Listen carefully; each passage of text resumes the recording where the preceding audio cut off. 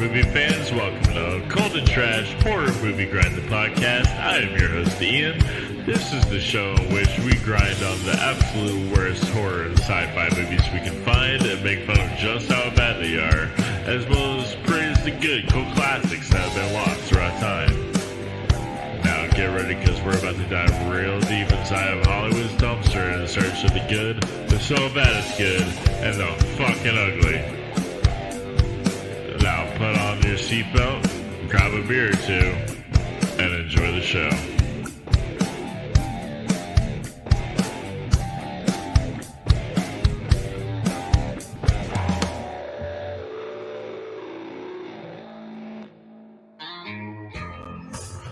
What up, what up? It's another episode of Cold and Trash Horror Movie Grind. I'm Ian, and today we're going to dig through the ditches and burn through the witches and talk about Rob Zombie, House of Thousand Corpses, Devil's Rejects, Three from Hell, the trilogy, because you can't have a podcast about bad movies without talking about Rob Zombie, am I right? So we also have a crossover episode with the Let's Scream podcast. Well, I'll talk about that a little bit later, but first, let me welcome back Bree to the show. What's up? Hey, how's it going? As always, glad to be here. Yeah. You're well, I guess let's just get right into it. What's your deal with the whole Rob Zombie, mostly this trilogy, but also his entire filmography? I have mixed feelings on it. I like The House of a Thousand Corpses just because it's a love letter to a lot of horror movies that I really love.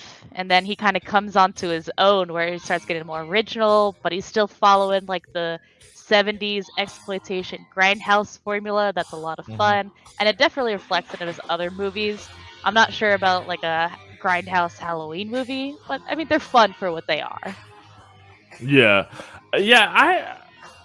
Halloween 2, I think, sucked. Everybody in the world agrees with that, but I kind of like the Halloween movie. And the same with Texas Chainsaw Massacre. They're fun. They're not like better than their originals, but they're fun. Yeah. It's definitely better than some other Halloween movies out there. H2O, yeah. Or I mean, that's not the only one. I mean, there's the Busta Rhymes one, which I want to do. Ooh, that would be fun. Michael Myers versus Busta Rhymes. But so me, I was in high school when House of Thousand Corpses came out, and I was a Rob Zombie fan at the time. That's when he was really popular. I saw it, and I wasn't really into it because at the time I wasn't really into horror movies at all. So I thought it was dumb, except for Captain Spaulding. I thought he was really cool because Sid Haig's great. And the Devil's Rejects came out, and I liked that. Then I went back to House of Thousand Corpses. I was like, actually, this is good. And with each view of House of Thousand Corpses, I was like, okay, yeah, I can get behind this. Like, right. It gets better. And then Three from Hell is just, we've talked about it in previous episodes. It's just unfortunate. But what about you? What's your opinion of each one? So to make you feel old, I was in elementary school when House of a Thousand Corpses came out in 2003. I didn't see it till later. I was probably actually in high school, but that was much later. So around 2011, 2012 is when I saw House of a Thousand Corpses. At first, I was like, what the hell is this? Like, it's so over the place. Yeah, exactly. But again, once like you start actually rewatching it, you get a grip of what's going on. You start to like actually look at the cinematography. The music's great. I was like, you know what? I actually really like this. And then immediately after that, I followed it up with Devil's Rejects, and then of course later on came Three from Hell, and like you just said, like I just indicated, it's a thumbs down from me. Unnecessary, but we'll get into that later. Yeah, for sure. Cool. Well, like I said, we've also got a crossover episode with the Let's Scream podcast, and they're right here. We got Wednesday Addams right here. I literally changed from when we talked, and then when I was like, I need to wear my Lords of Salem sweater. Oh, okay, I get I it. would have to like rep the fact that like I own the Lords of Salem book and my little Captain Spaulding figure. There's a book? I didn't know that. Fuck yeah, there is. And also Maude is here. Welcome back from Thank you. last episode. Thanks for having us. It's gonna be fun. Yeah, absolutely. Yeah, so we were gonna do this episode last week, but Alec couldn't make it, so Maude and I decided to do Texas Chainsaw Massacre 4: The Next Generation. So the one with McConaughey, and it was so good. It's very underrated. So for good, sure. delightful. Such an underrated one. That was a sleepover movie when I was like growing up. Oh yeah. Yeah, I don't get the hate. Like, I don't know. But anyway, we already talked about it. Sorry you missed it. No, I'm sorry that I'm very sorry that I missed it, because for those of you who don't know, I put my hand through a window.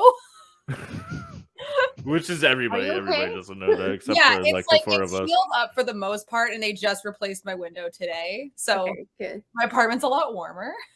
Oh, nice. I like how vague you left that. It's just I put my hand through a window and then No explanation, like it's like a thing how the window broke. Nothing. No, I have to leave it as mystery so that people think it's like a cool story, and not that I slipped and braced myself on the window. you put your hand through a window. That's it. Yep, I'm just punching windows. Well, welcome aboard. Actually, I have what's it called? I have a bone to pick with y'all. Actually, your show, which for those who don't know, this is on Infamous Horror. This is a Let's Scream podcast right here. I love the pink. Bring the pink. I'm a fan. Everything. Yeah. So here's the thing. Like when our producer Martin came up to me when we were still before we all launched at the same time, he talked to me about the intro song, and he gave me a list of songs. I wasn't really into them except for one, which I was like, I want that one, and he said, no, the Let's Scream already took that. Like, damn y'all. Damn you, women of horror. Can't help that we're faster. You have made an enemy for life. But I mean, yeah, it jams. Like, this is it.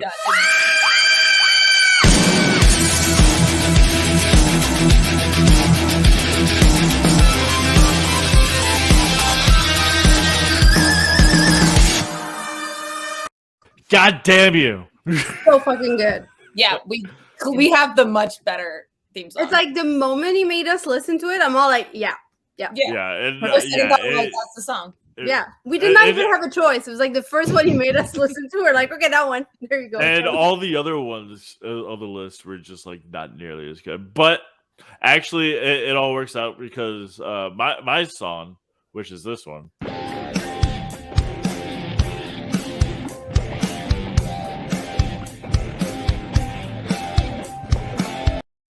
I made personally, like that.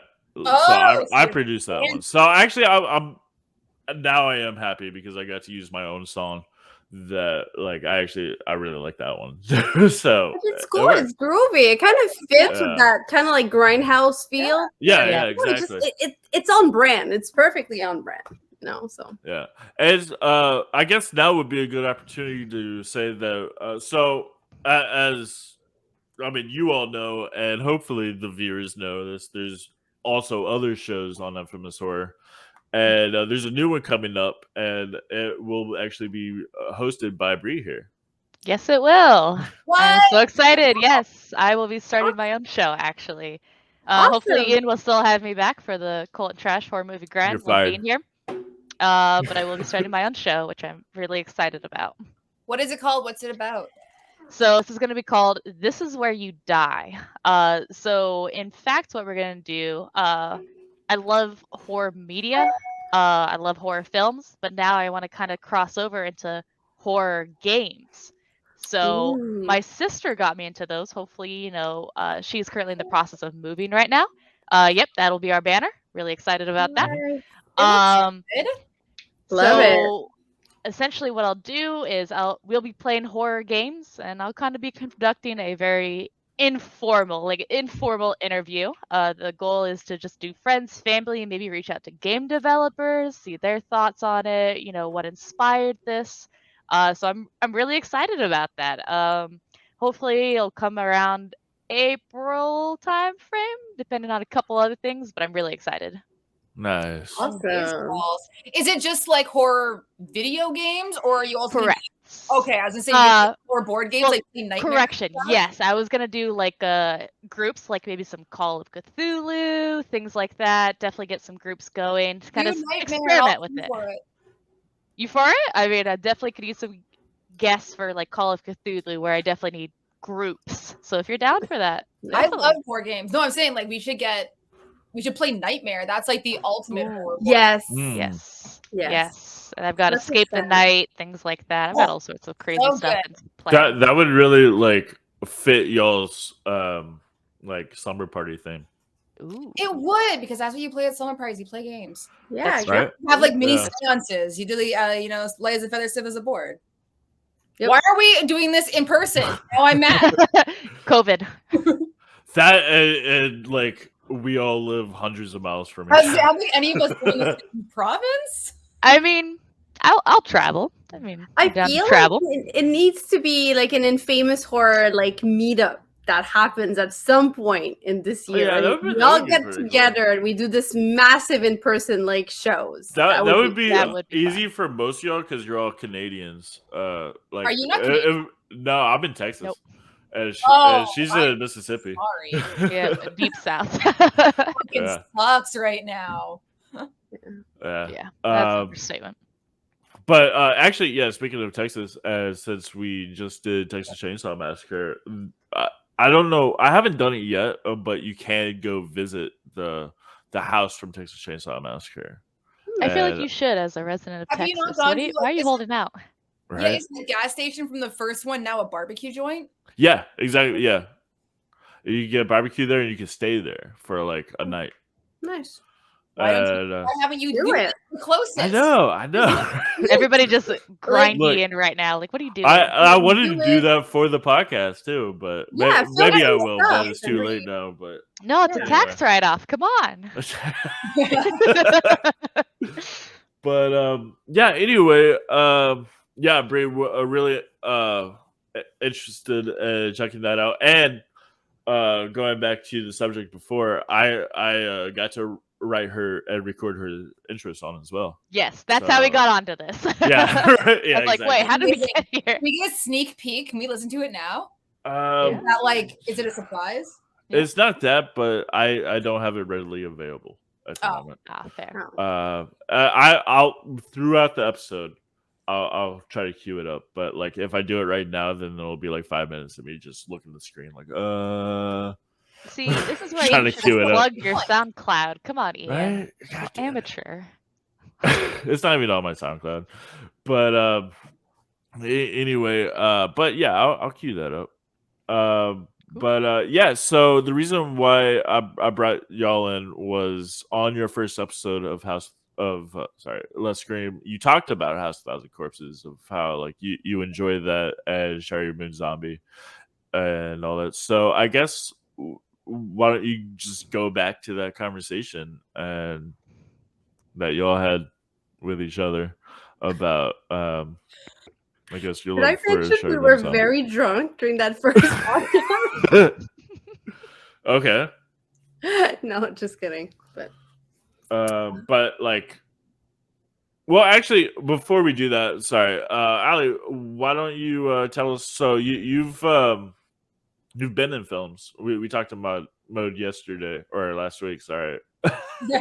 I'm very professional, as you can see. But about her career, but you've been in some films too. So heck yes, I have. I have done a bunch of full moon films and worked with like Charlie Band. Me and Maude got something on the go if we can get our skills to line up. Yeah. And yeah, I played the crazy witch in Necropolis Legion where my nerps were teeth. And that's how I felt. Sorry. That's amazing. I saw that. Actually, I did watch that movie. that might actually be good for this podcast. I think, baby, because it's full moon. Yeah, it's full moon. Yeah, Great. So I haven't done any full moon movies yet. They have such like a broad repertoire of movies at this point. Just do a whole thing on like the Evil Bong series now that they've just made the 8th one.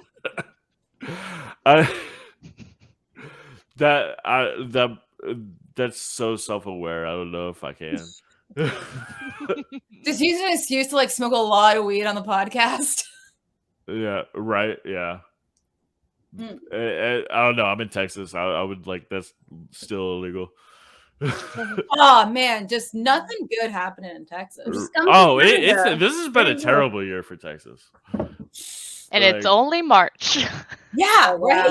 Well, last year was, but yeah. Yeah, that too. It's been a bad 12 months. Mm-hmm. Yeah. But anyways, so I watched your first episode on Let's Scream, and you talked about House of 1,000 Corpses, and you enjoyed this. So I was like, okay, that'd be a cool bridge between shows. So now we're going to do that, and we're going to cover the whole thing, Devil's Rejects and 3 from Hell. I can barely even say that title because it's like, damn it, from Hell.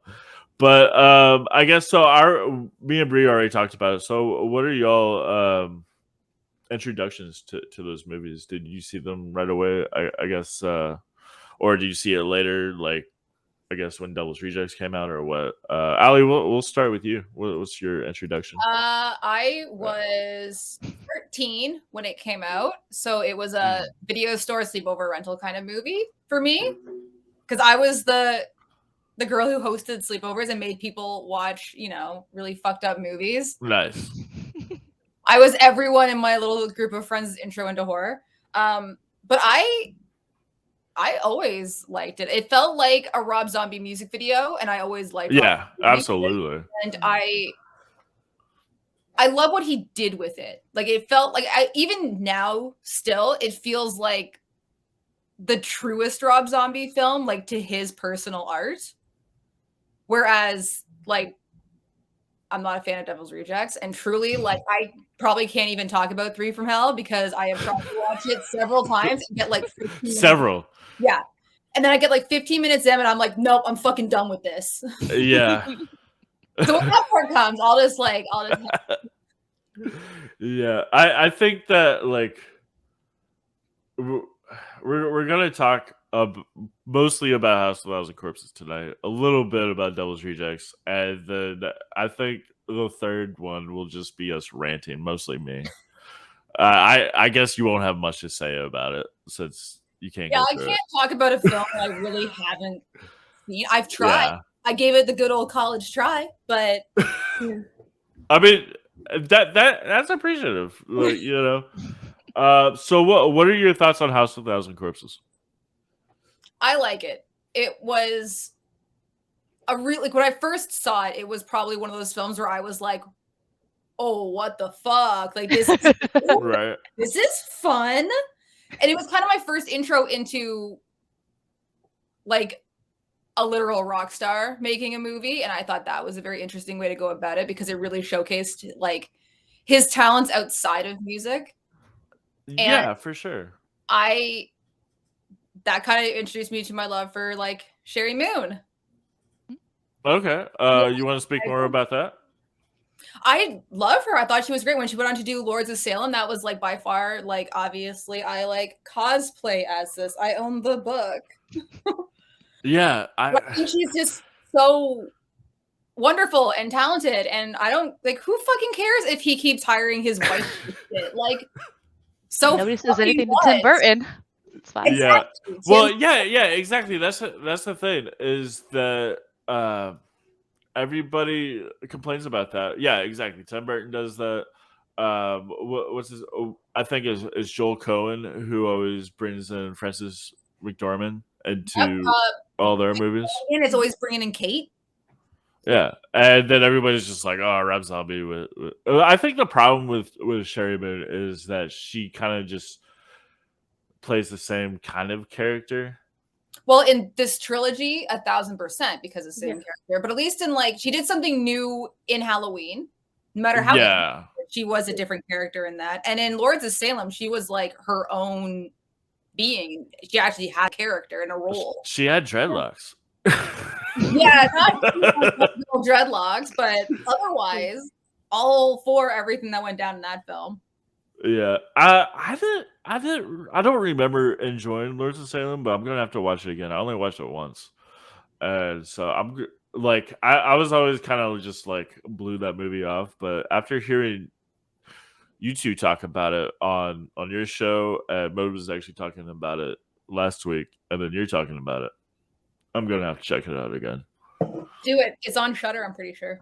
Yeah. Okay, I think it's a lot of people kind of like overlook that one because it's so different. You know, when it came out, it was so That's different true. from like House of a Thousand Corpses and Devil's Reject. I think people expected it to be in that same vein, and then you went completely like, you know, more drama based, like, you know, and very like slow burn and like art house, you know. Yeah, And like it's a witch's story, you know, like, you know, witchcraft and Satanism, you know. So a lot of people are probably like, oh, this is like, you know, the gorehounds who were really there for House and for Devil's Reject when they were confronted with Lords of Salem, they're like, what the fuck is this shit? You know, so I think there was so much negative true. criticism because it's such a clash. I think that that a was lot my of problem people- with it. Yeah, Yeah. a lot of people then just overlooked it because, like, you know, when you hear everybody complain about a film, like, you know, I mean, I always end up checking them out, but I'm not in a hurry to check them out, you know. Right. So, yeah. Yeah, and I don't even remember why I didn't like it in the first place. Mhm. So yeah, I'll check it out. So Maude, what about you and House Thousand Corpses? Well, now I'm feeling very, very old hearing your stories. I'm 'Cause I was in sorry. college when it came out, and I went to the theaters to see this. So, further reinforcing that legend that I'm a vampire. So yeah, yeah, it's actually very, very funny because I was really I was into horror for most of my teen years. But most of my teen years were like very much like catching up on the franchises and like, you know, just checking out what was coming out. But most of what was coming out in the late 90s were like franchise, like, you know, update, like, you know, newer entry into franchises or newer teen franchises. And I remember House of a Thousand Corpses being probably one of the first, like, I guess, original, as in it's not part of like a canonical, like, you know, work. Like, you know, it wasn't like Scream. It wasn't I Know. It wasn't one of the big franchises. And it came out in theaters, and I really wanted to see it because the way our market works in Montreal is like if it comes out, and it was only on one screen in the entire city. So, you know, you kind of have this short, limited window to go watch it because if you don't see it in that first week, it's out, and it doesn't get renewed. So I remember after like college, like after class one day, like I think it was like the 3:00 screening, like, you know, there's this like very dingy movie theater that was in a mall. So this is where I went. And I remember going in and sitting down, and there was like me and 5 random men in the room, and that was it. That's And I it. remember, like sitting there at the back, and then the movie begins, and then seeing the content of the film. You know, I remember thinking of like, well, if I die, it's today. Like if something happens to me, it's gonna be Several things happen to you in the theater. yeah, because I mean, I was fairly young, but it's like also it was like, you know, a basement theater. It was just like the whole experience was pretty creepy. So, but I remember really enjoying it. I guess it was my first actual introduction to the more I guess like grindhouse type you know, film, because up to that point I had mostly watched like slashers and other subgenre, but I had not yet dabbled into the more like grindhouse style and Yeah. dirtier and grittier type of horror. So it was my my nice little, like, you know, ease into this. And a couple of years after, Devil's Rejects played at Fantasia, and I went to see it, and I remember really liking it. And I just today revisited Devil's Rejects, and I didn't like it this time around. You know, but It- Wasn't aged well. yeah, I was about to say that. Hell for the first time, and actually it was completely awful to sit through the first Yeah. hour. But I really liked the last hour. Once they get to Mexico, I was like, oh, this is a Robert Rodriguez film now. You know? Right? Yeah. I really got a It kick out definitely- of the ending of it. So I gotta say, like, I'm divided on Tree from Hell. Whereas like Me too. it took me everything to get into it. I was like, why am I watching this shit? But then it gets to a point where, like, at some point, like, okay, I dig it. Like, I dig where this is going at the end with, like, you know, the luchador Luchador. mafia and like Yeah. stuff like that, you know. So it was just like, oh, this is interesting. So yeah, that was my intro into this. Okay, cool. Yeah, what you were just talking about, House of Thousand Corpses, and we'll start with that and move on Yeah. to the others. This might be kind of a long episode.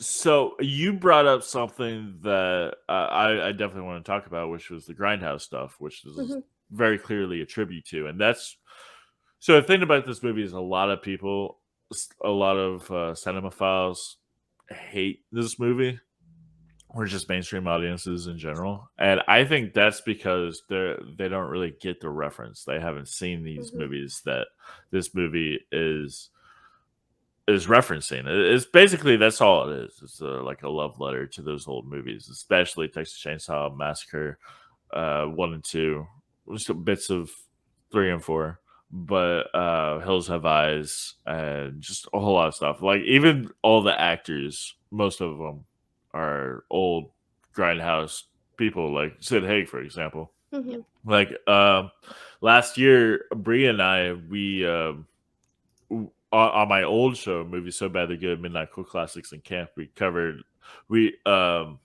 Coffee and Foxy Brown, Yes, we did. which old blaxploitation grindhouse flicks that had a much younger Sid Haig, and he was amazing in them.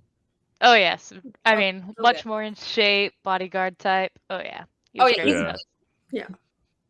I know, it's funny because I knew him first from House of a Thousand Corpses, and I've been watching all of those older like Grindhouse films, and every time I see him, I'm all like, like, Yeah, you know, me so too. Yeah, I know. It's like, Yeah. yeah. I mean, that's what I love most about Rob Zombie. Like, if anything, like I just love him for just establishing Sid Haig's career. Yes, absolutely. Because he was great. I will make the guess that we could all possibly agree that he's the best part of all. I was gonna say all three. He's barely in the third one, but then again, he is still the best part of the third. And his 1 minute on it, but Mhm. and then you got Bill Moseley who started out as Chop Top in Texas Chainsaw Massacre 2, Yep. which was great. Maude, last week you said you had, or it'd been a while since you've seen it, and I suggested you'd watch it again. Did you watch it? No, I couldn't find it on any of the streaming. Oh services. yeah, Yeah, that's I had that right, issue. forgot. Yeah, it was so hard. It's so hard to find right now for. Yeah, it's Yeah, not that's it's not for a lack of wanting to see it. It's just an accessibility thing at this point where I'm like, just Yeah, I don't know. for sure. Yeah, I don't know. They're making it really difficult to find right Is now. he Texas Chainsaw too? Yeah. Yes, it is. I may or may not have gone through some You can other venues to watch I was gonna it. say, like, you can definitely get it on Apple TV. Yeah, I Who don't has have Apple I don't have TV? it. Nobody has Apple TV except for Allie, of course. It's who also just showed on us. the MGM sub if you're on Amazon. Sorry, I'm like obsessed with the Just Watch app. I don't know if you guys Oh, use it. that's good. I did not know this. This is so useful to know. Actually, yeah. Okay. Yeah, Or I'm gonna have to write that down. You just Google how to watch. Oh, I literally just go on here. I'm like Texas Chainsaw 2, and I'm like, oh, so I could rent it for like $15, or it's on an Amazon Prime subscription channel. Or So this is You just a Google it plug for for free. justwatch.ca. meanwhile, right. here I am Bring plugging us for illegal them. or maybe Yeah. slightly legal ways to Yeah. watch it. I definitely Well went the done, legal that. route, but I mean, I tried to pay for it. Eh. I tried. Like, I don't think Americans have this problem as much as Canadians do, but like shit gets filmed in Canada all the time, and then it's on like Hulu, which we don't have up here, and it's like, I would love to watch this show. Oh, but, yeah. like, Yeah, that's fair. how can I do it apart from illegally downloading it? Maybe make it available. Yep. What? That sounds crazy. Right? Yeah, and all those other channels like Peacock and like what's the one that just went over? Voodoo is another one, but like, I want Peacock up here so freaking bad. Do you guys have Tubi? Like, yes. Tubi? Okay, that's all you need. Come on, let's figure it out. A lot of I stuff want on like Tubi. new shows and new movies, and I want to like find other means of getting things. Yeah. Right. Well, so back to House of a Thousand Corpses. Let's just briefly talk about the plot real quick, just in like a minute. And since Allie, since your lighting looks like House of a Thousand Corpses, like for example, let me just show you this real quick. Why is not the question. How? Now, that is a question worth examining. How could I be Those red and blue lights. Conventional stock, a rival leader of the rebellion, an escapist from a conformist world destined to find happiness only in that which cannot be explained. He really does play the same character in Texas Chainsaw Massacre too. Yeah. It's like a combination of two different ones. I have to break free from this culture of mechanical reproductions. Well, since you're talking about the style of it, like, you know, it's just, to me, the biggest thing that struck me when I rewatched it is like how close to music video aesthetic it is. It's a music video in movie form. It's beautiful. Exactly. And I think this is what might have thrown off a lot of people when it came out. Like, you know, just I guess people expecting something that's a bit less stylized and a little bit more straightforward. Like I think now a film like this comes out now, people are used to it. People expect it and people rave about something that's super stylized. In the early 2000s when it came out, the audiences were not there yet. Like, you know, it was either like the super slick, you know, kind of Hollywood approach, or like super, like, I guess, like realistic, like European drama style. Like you didn't really have that in between, because even at some point there's like split screens in it. I'm like, oh, this is so much fun. Like, you know, it's really fun. Yeah. It's great to watch, and actually just a lot of it made me I mean, it's funny because rewatching the whole trilogy, it just, so much of it reminds me also of Natural Born Killers. Yeah, like, absolutely. Just, Especially like the stylistic of it, the colors of it, like, yeah, even like the film grain, because I mean, House, you have it, but mostly in Devil's Rejects and Three from Hell, you really see it. The very kind of very grainy Especially in film Three from look, Hell. like, you know, that's very 70s, is so present. It's a character in itself in the film. Mhm. It's like when Marty McFly says, "You're not ready for it, but your kids are gonna love it." Yes, exactly. Yeah. So yeah, Ali's lighting reminded me of that. Which yeah, so since you had that lighting, why don't you tell us what the plot is about, just real briefly in like a minute or so. oh, well, there are these people, like adults, college students, I'm not really sure what their deal is, going on a road trip, and they have to get gas, so they stop off at Captain Spaulding's Fried Chicken Shack and Murder Museum. I can't remember what it's called specifically. And chicken. And chicken. And it's combination ever. Like, who doesn't love a good weird roadside attraction? Right. And chicken. Especially when they're like leaving, he's like, "Oh, here's your free chicken." And I'm like, yes, I would. Right. And then they go to find they're on the mission to find the tree from the Dr. Satan TV show, which I guess in that world was a late night broadcast of a TV show host who would do like similar to what Elvira did, from what I imagine. And on the way to find that, they pick up good old Sherry Moon, who seems like a psycho, but it's cool, you know, right off the bat, showing her hand. Yeah. It's the 70s. Yeah, car breaks down, so they have to, you know, go to her place because her brother's got a tow truck. Convenient. And then He did have a tow truck, and it was convenient. It was very convenient. And it led them all to their demise. except for the one who I guess still kind of gets it in the end. Oh yeah, absolutely. Yeah. I mean, yeah, that's the thing is like the end question mark. Like, did she get away? Then they brought her back, or was it just like a dream? Like, I mean, the short answer is who cares, but or I guess that's the only answer really.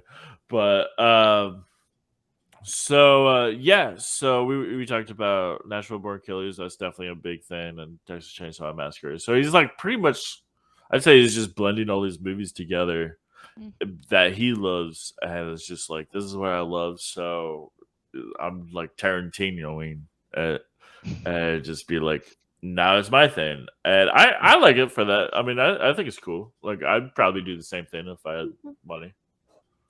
I mean, we could all do a lot of things if we had. Right, and that would be like the top of my list, honestly. Just take everything I like about a bunch of 70s grindhouse films and just mix them together and make a movie out of it. Like, I mean, I don't know. Like, I on one hand, I get the hate for it.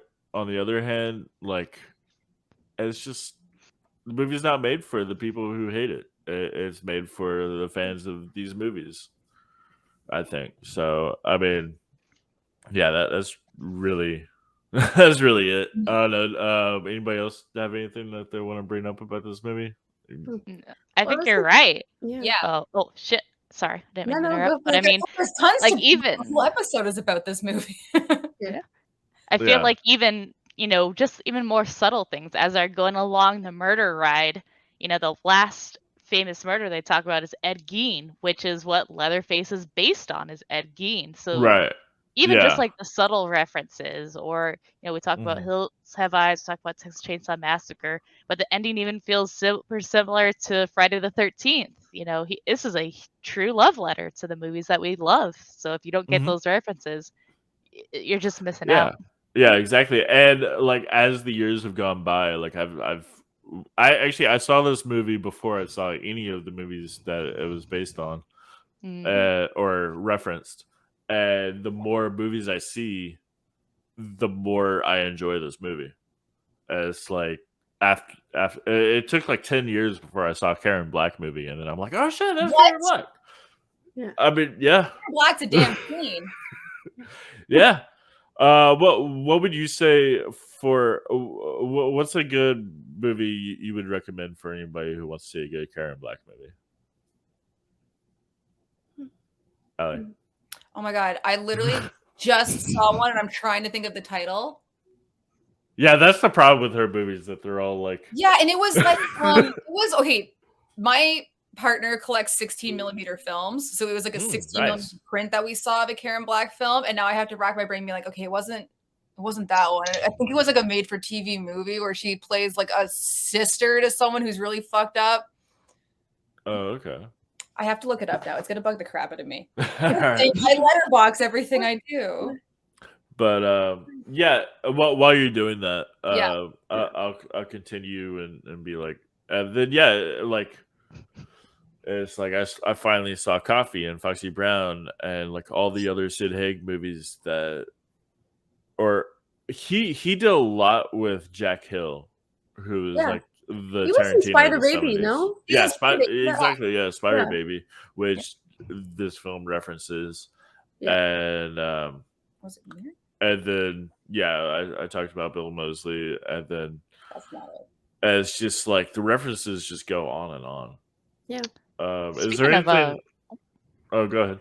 I was gonna say, speaking of references, Bill Moseley is in the new Nick Cage movie with the Prisoners of the Ghostland. Yes, I thought you would enjoy that information, that tidbit. I saw that movie. I wasn't really that into that one. Really? Wow. Okay. Yeah, I just wanted to bring that up with Bill Moseley. That's all. Yeah, I mean he wasn't really that much into it. It was definitely one of the. He wasn't into it as much as this one, and like I think that like Ed in House Devil's Rejects, he plays the same character, but he plays them like different ways. Like they're like different people. I like this version better. Yeah, that's fair. Yeah. He's like just so he's just one of those crazy rednecks that live out in the woods, basically. That is just like, yeah. He's like Alex Jones, basically. That's, like, But more creative. right? Yeah. And another thing I want to bring up about this movie is it's unfortunate that so many actors are dead now. Like everybody, like Karen Black died, and Sid Haig unfortunately passed away, and Hugo Firefly, who's I guess the grandpa of them, and then Tiny died. Yeah, that's unfortunate, but I guess might as well. Anybody have anything you want to say before we move on to Devil's Rejects? No. Okay, cool. So now Devil's Rejects. This is, I'd say, probably Rob Zombie's most popular movie, which I really enjoyed it. Bree said you really enjoyed it, but you said you enjoyed it until recently, and then now you just don't like it at all. It wasn't for It me. never did. So yeah, let's get into that real quick. So why is that? Why do you say that? Yeah, It. How do I say this? It felt forced. It felt unnecessary, exploitative. It felt like he doesn't like women, and I feel like that has been a bit of a through line in a couple of his films. That's why Lords of Salem I really like, because that was basically like, no, see, I do love women, and not in like a look at how many women I hire. It's he kind of understood the assignment a bit more, where they weren't just nude or getting raped or assaulted for literally no reason apart from just the shock aspect of it. And like everything that went down in the motel, I'm like, I get what you're doing, but it's unnecessary. Yeah, I was definitely going to say that. That was definitely the most unnecessary part. It was, and the whole movie itself was like, when you go from House of a Thousand Corpses, which was like interesting and visually like unique, and it felt like a music video, and it felt like a rock star made it. This one was like, all right, Rob, make a sequel. And he was like, all right, well, I got a motel, let's use that, I guess. Like, it felt lazy and forced, and the story was like I'm not saying you have to have a very intense, interesting story, but like it's got to be better than what they put on screen there. Yeah, there's not really much of a story. The emotion from the first one dropped heavily into this, like it went so far down. It was like basement, and it was just unappealing, and it didn't grasp me whatsoever. And I've tried to watch it I've watched it a bunch of times, actually. I shouldn't say tried. I successfully watched it a bunch of times. It's just he needed to redeem himself after that. And if his follow-up was 3 from Hell as a redemption, then he failed miserably. And Rob Zombie, I want to put this out there forever that I think he's great. It's just, it was a hit and miss. Would you say, this is my thing about him, he's a really good director, but a terrible script writer?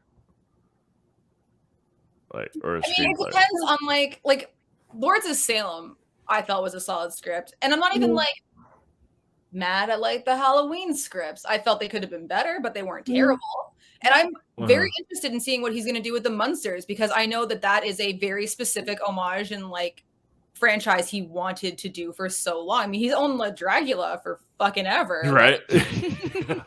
Like, since before any of the movies. Yeah, exactly. Like he is.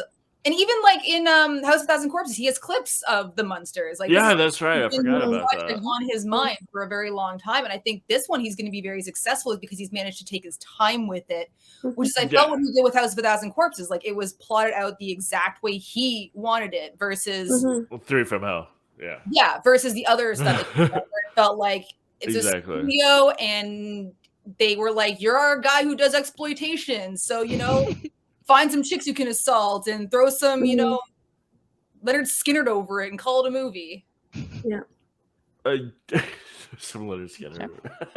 I like that because that's the best part of it is the Leonard Skinner part where they're like driving and then the song's playing and then they get into the shootout. That's like stylistically, I think that's really good. So it's funny that you said that.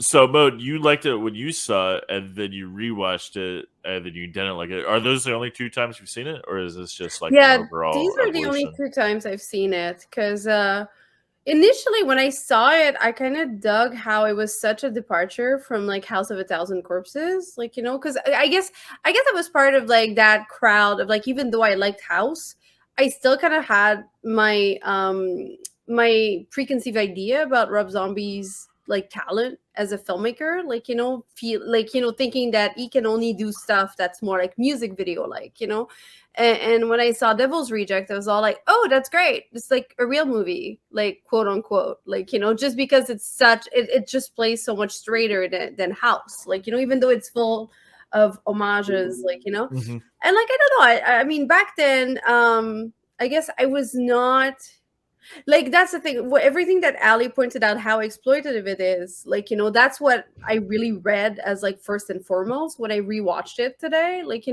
as opposed to like back then when I saw it, I would watch tons of like horror movies, and I think you get into a grind at some point when you watch so much of that style, you don't register all of those things. But it's been a while because I've been watching other types of horror film now, less of that like grindhouse exploitation stuff. So when it gets back to it, I was all like, oh, this is interesting. And the biggest thing that kind of struck me is that when I first saw it, like I really had that strong like Natural Born Killers vibe, where it's all like, okay, you're following these like very unlikable people who are eventually going to get killed, and people are after them. They're as bad as they are. So it's just like bad people against bad people. And I was kind of like, okay, fine, I dig it for what it is. But what I realized, like, rewatching is like, yeah, they're unlikable character, and that's cool in itself, but honestly, they're not that interesting. That's the big thing. They are interesting characters as part of the House setting. Yeah, I thought they were a lot more interesting in House of Thousand Corpses. Yeah, exactly. And I mean, because they have this fucked up family dynamic and everything. So as part of House, it makes them very interesting. They're a very interesting unit to see. And I would have loved to maybe see more of a sequel along that lines, just see more of the family life or whatever, just see more of that dynamic. But that dynamic on the road, it just felt like half of the characters, it almost felt like with Devil's Reject, they were looking for the characters and they did not know what they wanted to go for. And they were just kind of playing kind of like caricature of what they think it's going to be, of like how bad they are.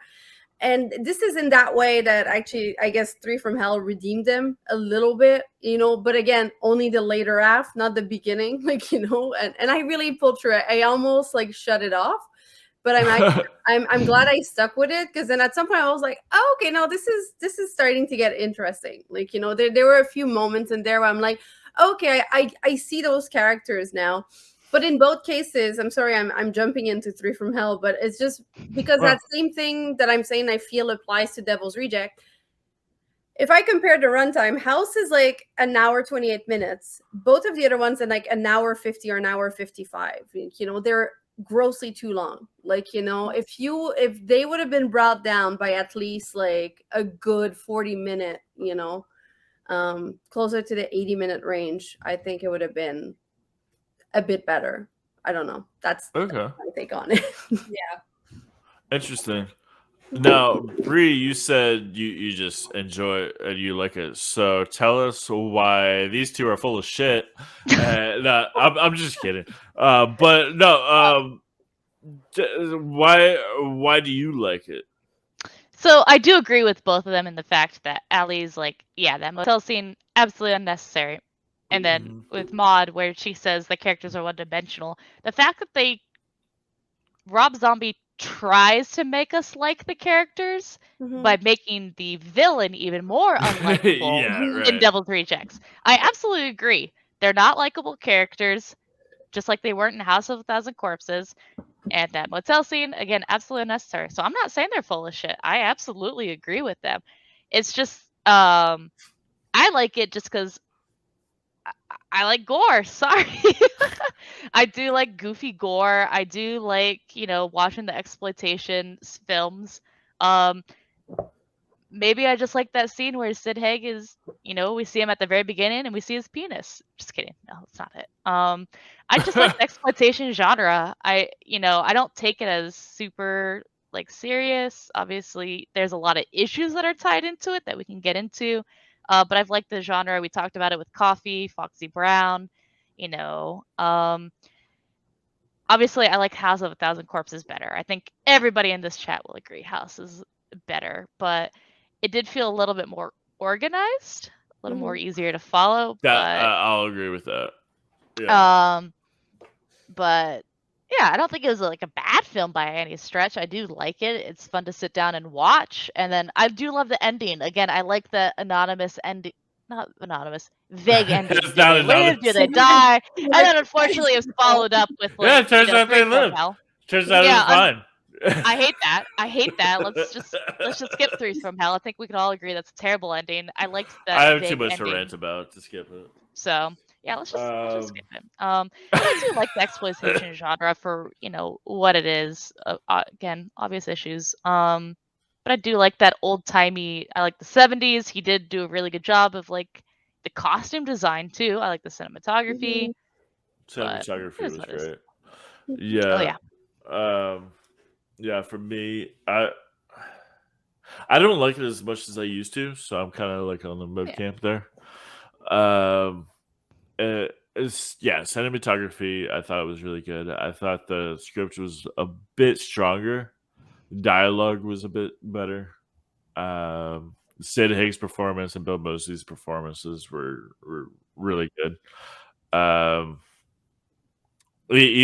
thought Sherry Moon was probably better.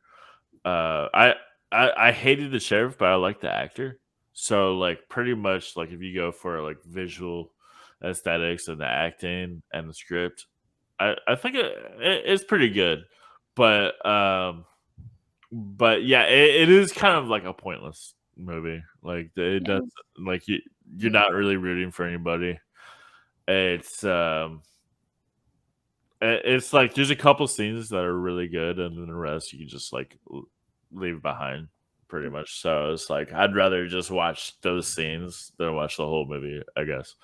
Now, Ali, you mentioned you about Rob Zombie disliking women, and I definitely I think I understand where you're going with that. I agree with you, but for the viewers, why don't you go more into that? Yeah, I shouldn't say disliking women, obviously, but I feel like he, apart from Sherry and even Sherry a little bit, he has them in a very specific role. I mean, yeah, the movie does star her ass. Yeah. They're basically there for strictly exploitative measures. Yeah, absolutely. And they don't get to be real characters with real backstories. They just get to kind of get the shit end of the stick in majority of his films. Unfortunately, that's why I like Lords of Salem, because I felt like he didn't do that with women. And even in the Halloween movies, there's still rape in the Halloween movies. There's still Danielle Harris, being topless, getting stabbed, shit like that, which felt unnecessary, that we didn't really need. And I'm also very much I am not keen on sexual abuse, even in movies. That whole rape revenge subgenre, I'm not here for. Yeah, I agree. And people, because also whatever, make whatever movies you want to make, what you want. But then people get really aggressive about actively defending a rape movie, and I'm nope. Where are you on this? I Spit on Your Grave, for example. Yeah, any of those movies, I'm truly not here for. Feels like it's oversaturated now. Oh, sorry, didn't mean to interrupt. But I was just Spit on Your Grave. I Spit on Your Grave too. Promising Young Woman. At this point, it's a formula now. Can't we just get a revenge movie without the rape? That's what I mean. Like, Or- women have so much to be angry about. Men get to have, their dog dies. Let's go and murder. You were saying that on your. Was it you who said that on your show? Yeah, Yeah, women you- just get sexual assault. They Yep. straight Yeah, up that's true. get Like I was raped. watching your That's how you episode. get revenge. And it's the most bullshit thing. And on the same thing, if you're gonna make an exploitation film, I'm sorry, have more dicks. Totally fair. Yeah. Totally fair. Non-stopping exploitation films. I'm sorry. Let's even the playing field. Let's get a bunch of dicks. And not that I want to see a bunch of dicks. I'm here for the principle of it. The principle. Yeah. I'm gonna have to agree with you on that. Yeah. That as much as I don't want to see dicks, I'm like, yeah, principle. Yeah, like, I get it. Like, female form is truly the most beautiful thing in the world, and like penises are truly not. But to level the playing field, I'm sorry, dudes, get nude more in films. Yeah. And I will heard it here. die on that audience. Right. That's fair. I agree. No, that. Yep. So how that makes me wonder. How do you feel about the movie Teeth? Ooh. I like Teeth. The whole vagina dentata thing. I thought that was a very interesting concept because she gets back at the people who hurt her. Yeah. Like that fucking creepy ass doctor who was like, yes, we're gonna be a little. And then he gets That's right. That is. However, that is a rape revenge movie in a way. Yeah. I mean, not in a way. It also is the same way that like Promising Young Women is a rape revenge movie, but it was made and written by a woman. And they don't exploit the rape part of it. They're basically like, no, we're going to flip this and really show that even the quote unquote good guys, the nice guys, are also predators. Yeah, true. There's a good French movie called Revenge as well. That's written and directed by a woman. That's also a really interesting take on the rape and revenge film, especially in this case, like how the rape is depicted and shown on screen, which is so different from a lot of the other rape revenge movies and like what we're used to seeing. Yeah. Well, because I feel like rape revenge movies are often made by men and they're like, nope, get her fucking naked and let's just ruin this girl on screen. Yeah, Whereas the woman creates it, they're like, we're going to show this off screen. We're going to show, like a side of a face or like a hand pressed against a wall and just showing it through emotion and storytelling versus, I spit in your grave, but they're like, cool, let's just fuck her up for 20 minutes. Yeah. And then, for some reason, like, guys are like, yes, I enjoy this movie. It always kind of skews me out when any dude is like, oh, no, I love that movie. I'm like, yeah. Cool, so I'm not going to hang out alone with you. Yeah. Right. So back to Devil's Rejects though. So going back to that motel scene, there's like that's not even a revenge. That's just that happened. That's just humiliation and assault. Yeah. And on one hand you could say that it's just I don't even know where I'm going with it. I got nothing to say. That's if I could try, I mean, it's like, if comparing with House had some suggested, suggested rape from like, and like suggested like really like, assault content. But the way it's shown, like it's like, it's peppered in within a context that's like all full of like campiness and like, I'm not saying they like, but it's like, there's like, you're gonna see something horrible, and then cut to like Fish Boy, like that they made, like which is like takes it out, like so it's kind of cartoony and it's just like not realistic, and that this is just exactly. So I think it's not real. Like, it helped. Like there's that dimension there where it's like Devil's Reject is just like straight, and there's no fun in it, and it's like there's nothing. Right. No. It's uncomfortable for everybody, and apparently they had to like edit the shit out of it to get an R-rated, an R rating. It's like somewhere out there on the cutting room floor, there's a worse scene. It's just it's I don't know. That's definitely the worst part. So I like to compare. on a completely different subject, I like to compare Devil's Rejects to Empire Strikes Back. Ooh, Wow, you're gonna hot take. that one.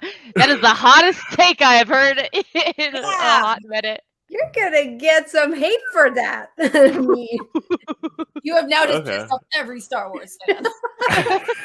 Yeah, right. What, No, Three from Hell is Return of the Jedi? Is that no, where no, you're not going? at all. Ooh. That would Uh, imply that 3 from Hell is likable, but Yeah.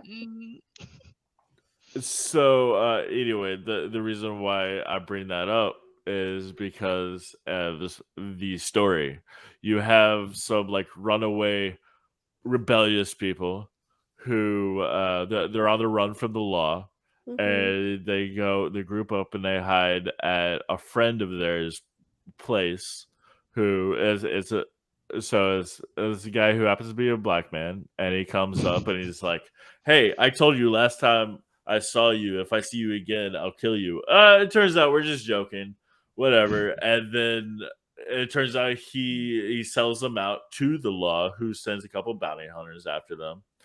And then yeah, it's the same movie. okay, but the fans like Empire Strikes Back. Yeah. You know, actually, okay. It's the same movie. Okay, I'll say that everybody likes Empire Strikes Back. The mainstream audience likes Empire Strikes Back. The main audience likes Devil's Rejects more than House. So that's a hot take, but I kind of see it now. It's a very hot I take. kind of see it now. I mean, basically, it's just Rob Zombie ripped off the storyline, like the backbone of the movie. But yeah, I love Empire Strikes Back. I don't like Devil's Rejects more than the first movie, but I see your point. I like New Hope better than Empire Strikes Back, actually. Ugh. Ew, why am I on this podcast? I have zero opinions about Star Wars films. I'm not a Star Wars fan at all. Look, That's Is fine. it weird if I show a tattoo like on my leg right now? No, go. Is that weird? Is that weird? Okay. I mean, I do love. Oh, wrong leg. I do love Star Wars. Jesus. I love Star Wars, but Nice. Amazing. I I love see your it. point. Mhm. Boy, this is the weirdest I'm episode we've just ever glad of recorded. how quickly you just completely changed your idea when I said that, and then I explained Don't get me it. You're wrong. like, I see you're your right. point. Like, no. I see your point. It's the same plot, but I mean, the mainstream Star Wars audience loves Empire Strikes Back the most. The mainstream audience of Rob Zombie movies loves Devil's Rejects the most. I see it. Same plot point. Even though Rogue One is the far superior movie. But I digress. So Rob Zombie needs to make a Rogue One movie. Oh no! Don't touch it! Don't touch the it! No, unholy I don't two. think he needs to do No. any of that. Don't touch that. Mm-mm. Well, I see your point. But well, let's continue. anyway, I was actually planning to say this. A cool thing I thought about Devil's Rejects is the Unholy Two, which is Danny Trejo and Diamond Dallas Page. And it's just that there's just these bounty hunters who just exist, and they take them down. They take down the 3 from Hell, or 2+1, whatever you want to say. And it's like, so these guys are apparently badass. I think that would be a pretty cool movie. Just those two guys. I mean, Danny Trejo, he's great. Yeah, Danny absolutely. Trejo's great in everything he does, start to finish. Yeah. To do with Even Spy if he's Kids. only in it for like a couple seconds, like that movie, or like That's like his Machete, whole or- shtick. He can be in something for like a second, and you're like, it's Danny Trejo. Oh, and the movie is just great just on that. Yeah, exactly. Yep. I mean, watch Spy Kids because he's in it. Like that dude Yeah. rocks. Right? Yeah. Absolutely. Also, Spy Kids, solid Spy Kid movie. Also, Also, I that did and look at- Elijah Woods is in it. Like of all But- people, they're like, Oh, yeah. really? Also, Yeah. isn't the kid who ended up being in Green Inferno in Spy Kids? Isn't he one of the Spy Kids? Yes. I Yeah. think he is. Yes. Yeah. So there's a horror thing there. Also, I Absolutely. really had to look it up on IMDb. Yeah, it literally goes Devil's Rejects, House of 1,000 Corpses, 3 from Hell. Mhm. And the ratings are really close. It's like 6.8, 6, 5.5. I guess that translates, and everybody does not like Yeah. Okay. 3 that much at all. I have a theory a random ass theory, but looking at Rob Zombie's career, right? So he had this band, White Zombie, first, right? Which appealed to a certain type of audience. Then he went under Rob Zombie and did his solo work. I mean, and then that appealed to a much more mainstream audience. And I sort of have the feeling that the whole like the zombie fans, they're kind of like divided, where it's like there's like the OG that are way much more into the white zombie stuff, like, you know, which I'm part of. Me too. Yeah, I'm a fan of White Zombie. Yeah, it's like, and I feel like the people like those like, you know, the ones who are likely to know those references from House, you know, who are likely to know all of these films, like, you know, that it's like, you know, paying homage to. These are going to be the White Zombie fans, whereas like the Rob Zombie fans, which might be more like, yeah, more mainstream, they're more the like Devil's Reject, you know, audience, you know, because they're more like, you know, they might have heard him on the commercial radio stations, because I was like, I don't remember White Zombie playing on commercial radio stations as opposed to like Rob Zombie playing on commercial radio stations. So That's true. I don't know. That's just like my 2 cents theory that I just came up with now. So yeah. Yeah. Well, also, yeah, I guess other than the industrial sound to Rob Zombie's music, it's like he's it's more of like a mainstream sound where like yeah. Devil's Rejects is less like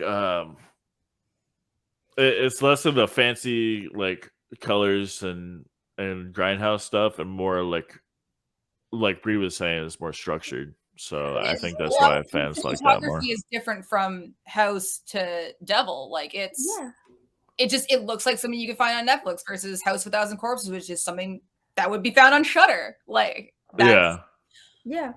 I also there's a whole thing also, the shock rocker thing. It almost feels like, you know, like you got some of like the Marilyn Manson audience like wrapped into that, you know, which are there for the shock value of things. And in that regards, I guess Devil's Reject is much more exploitative, much more mean-spirited, and likely to resonate with like teen angst, like, you know, of like that's a good point. You know, those like shock rock, you know, fans who might not have like, you know, all the historical background of like the more referential, you know, aspect of Also, another thing I want to bring up, that movie came out same time or around the same time as a lot of other horror movies that like torture porn was really really popular around that time. Like most famous one being was Hostel.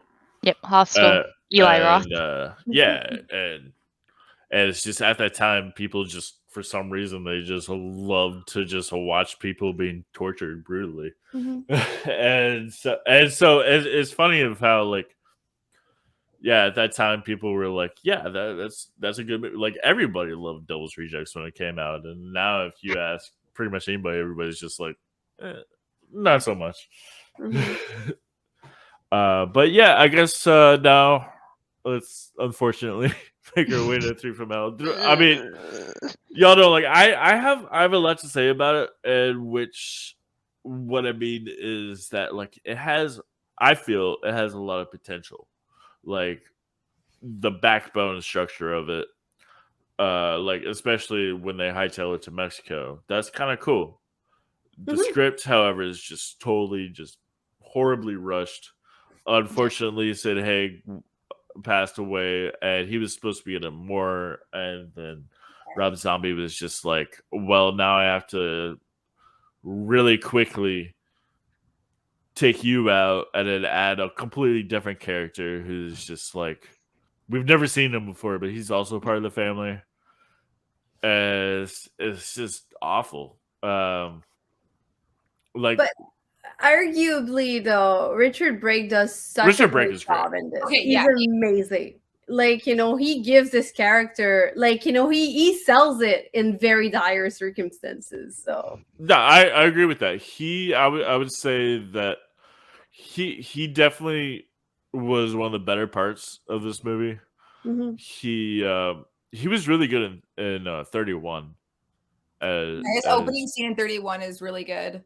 It and is actually, me and Mo talked to Gigi about Richard when we were talking about Bingo Hell because he's amazing and he's such a talented actor, and that dude goes full force.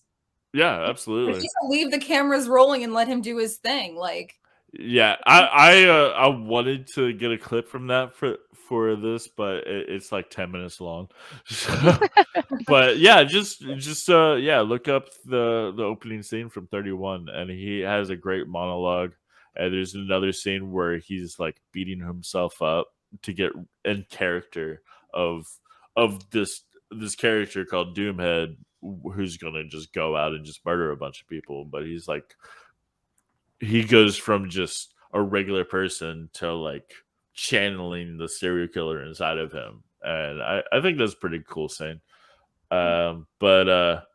Yeah, so after I saw 31, I was like, they should make, or Rob Zombie should make a movie with Richard Brake and Bill Moseley. They would make a good team up, and then he did. I was like, "Free cop movie, let's do it." Not in the way I was hoping to. I think that like if it was just a standalone movie with those two guys, and like take out the like Devil's Rejects people, I mean, I know it's impossible to say take out Sherry Moon, but nope, that'll never happen. Zombie film, you're making a Sherry Moon zombie film. Yeah, so it's written in the contract, man. So you gotta just say fuck it. It's we'll just make Devil's Rejects. They just happen to be okay. So yeah, so that'll bring me back to what makes this movie good, what makes this movie bad, and like how it can be. I mean, I think it could have been so easily better. Mm-hmm. Like he went out of his way to make it worse. Yeah. I would have liked 3 from Hellmore if he went back to his House of a Thousand Corpses route and maybe did a prequel, so we could have kind of seen the I agree with evolution of the whole Firefly family. I completely agree. It would have been back in the house, which we all like. That was like a good place for them all to be, where they can be with each other and then just fuck outsiders up and have them come. They have the victims come to them. Boy, my prompt is going to be a little bit awkward now. Yeah, now that my audience, damn it. Well, yeah. Just like forget I said it. That's what it's your idea. Yeah, that's my idea too. Damn it! We all had this this would have been double awkward. Yeah. So, well, let's get into it. So, what could have made this movie better? A prequel, absolutely. You could have like. Okay, so what do we know about the Firefly family? So, like, Captain Spaulding is Baby's dad, but she's the only one who has him as the dad. The others, Otis is adopted. Yeah. And then you have Tiny and what's the other guy's name? What's her name? Karen Black's character. Yeah. Well, yeah, she's the mother. Yeah. She's mother to all of them except Otis, but the Rufus, that's the other brother. So you got Rufus and Tiny, and they had a father who she said went double on the mall and like burned the house down and burnt most of Tiny and like burned his ears off and stuff. So that would make a good movie right there. It would be interesting to see it. And Richard Brake could have been that guy. Yeah. Instead of just another brother that we've never heard of until now. Yeah. Which I gotta say is a huge problem with 3 from Hell is that everybody's related. Yeah. So he wanted to make a new character, so let's just bring in this another brother that's never been in any other movies, but he's there. It's that soap opera cop out where it's like someone dies, you're like, but they had a twin brother. Yeah, exactly. Exactly. And it could have been fixed so easily by saying, so at the beginning they did the Natural Born Killers route where they just have these fans who are like, oh yeah, they're rock stars. He could have just been an obsessed follower of them and tried to free them. Instead, no, he's his brother. Yeah. Who cares? He's his brother. And I do there like was the reference with the name Foxy. I mean, that could be potentially a reference to that's the yeah, 70s that's true. exploitation. I Mhm. do Yeah, like that's that. I'll fine. give him credit I for like the that. character. The character is Yeah, cool. he's great. Yeah. The actor's cool. The name is cool. He definitely did a good job. But then they brought back Danny Trejo, who's like I said, so badass in Devil's Rejects that you brought these guys down, and Mhm. now they just shot him down. Yeah. He's just he's just a loser basically. But his son is the leader of this Mexican mafia people, the I mean, that Black makes sense. Satans. And which motivates them to go after them, and it's just so stupid.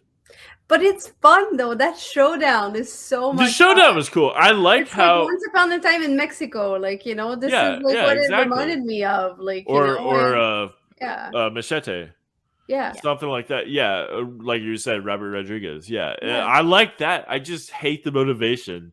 Yeah. That No, of course. It was it's so much like because he they killed killed my his father, Like, Danny Trejo, who is just some guy living in America who's a bounty hunter. Like that doesn't make sense. Like no.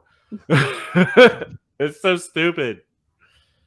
But yeah, so yeah, that's why I hate this movie so much is because like it's a good idea but just terrible script and terrible I gotta execution. give it one thing though that this movie does that I feel the other ones don't. Okay. Is that it gives a little glimpse of humanity to those characters that are completely despicable.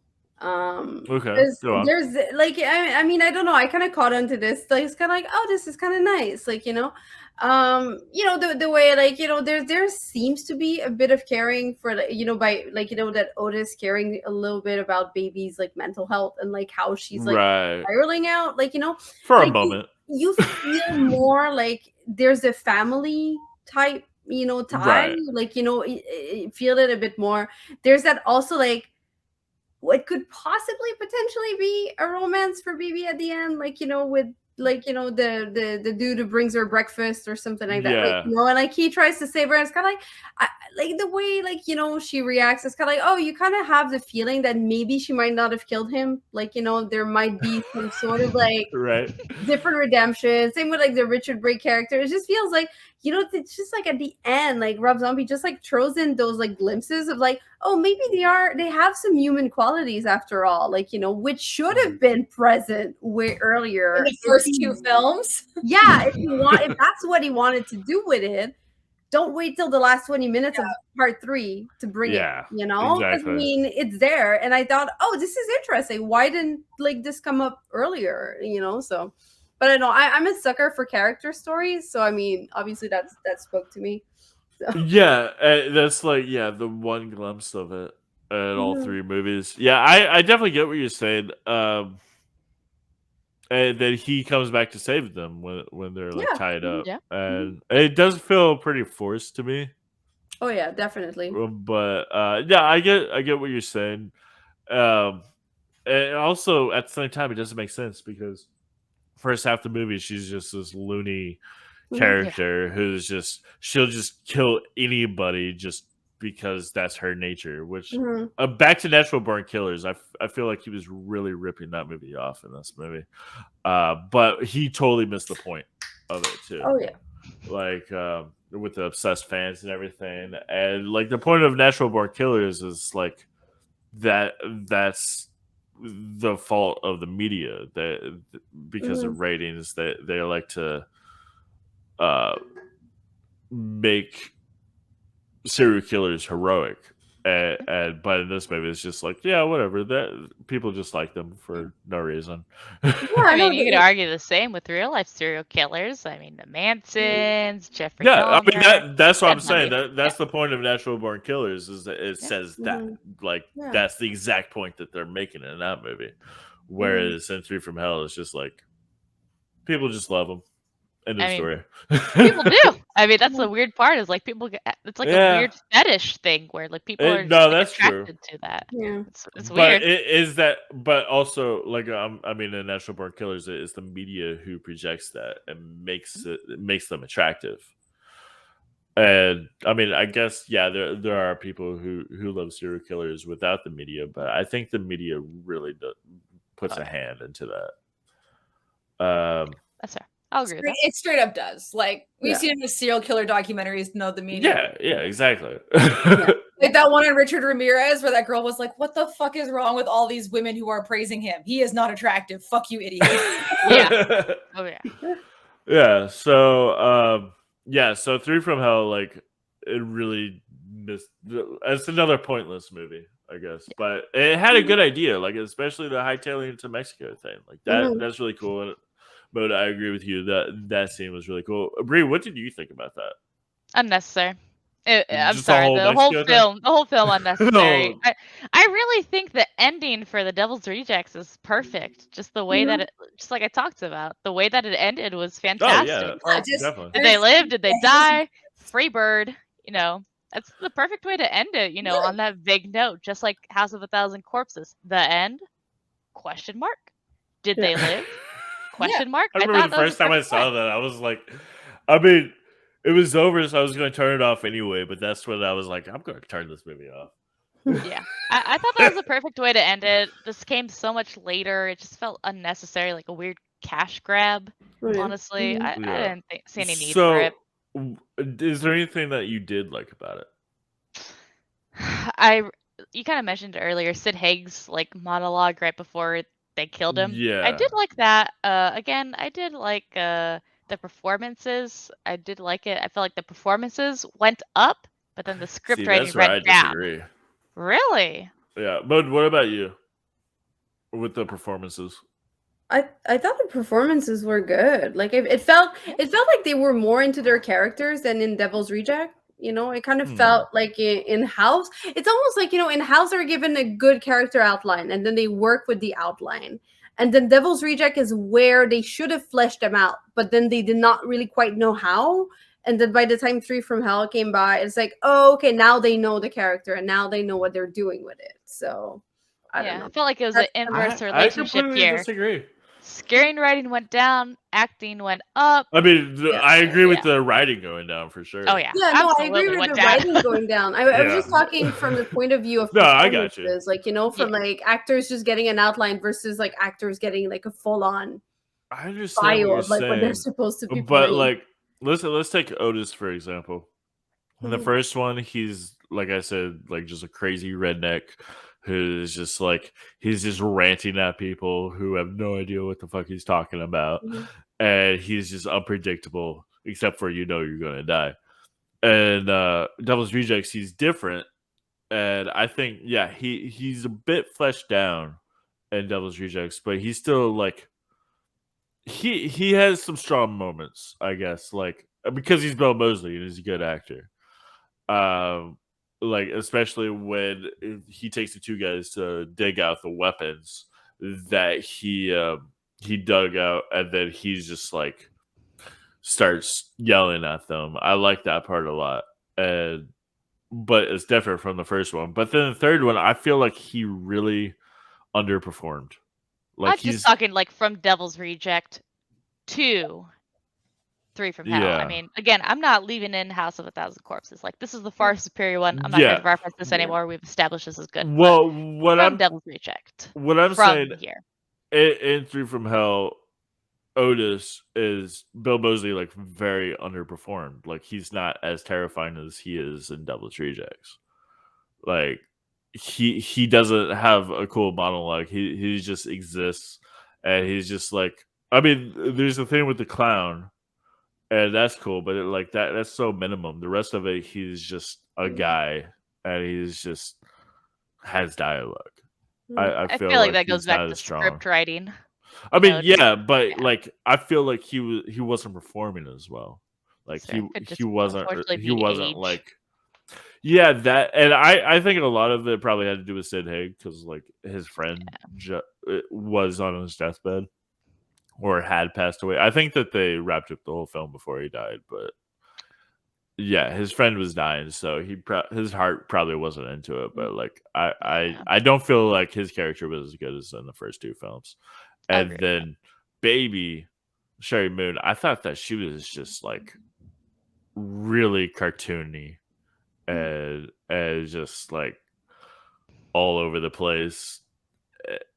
In Devil's Rejects, she was more grounded, which I thought was fine. But like in House of Thousand Corpses, she was very like she was still kind of cartoony, but like she was like you could understand her character. And then Three from Hell, she's just goofy. I thought. Did y'all think? What do you think about her performance? Anybody just pipe in? I mean, I feel like even from House, she was cartoony. Yeah. But like, I will say her continuity with it, like she kept it. And that's the main thing, is that she's gonna be cartoony in the first one, then she's kind of got to be cartoony in all of them. Yeah. From what I've seen. Again, I did not watch the last one. Right. I don't know. I wasn't into it at all. But Bree, what did you think about her in Three from Hell? You know, I will give it to her. At least she's kind of, again, trying to give motivation to the character. Like, she's becoming more unhinged, things like that. I'll give it to her. At least she's trying to add more motivation. Because, like, the first one, she's crazy. And then she does these things because she's crazy. At least she's, like, trying And to add she's more like motivation. an adult baby, hence her name. Yeah, exactly. And then she's trying to add motivation in the third one. Again, that just goes back to shitty script writing. But I mean, Yeah, at least absolutely. she's trying to add motivation to the character. I'll give her that. But again, it's still, again, go back to Allie. At least she's trying to show that continuity, but maybe flesh it out more.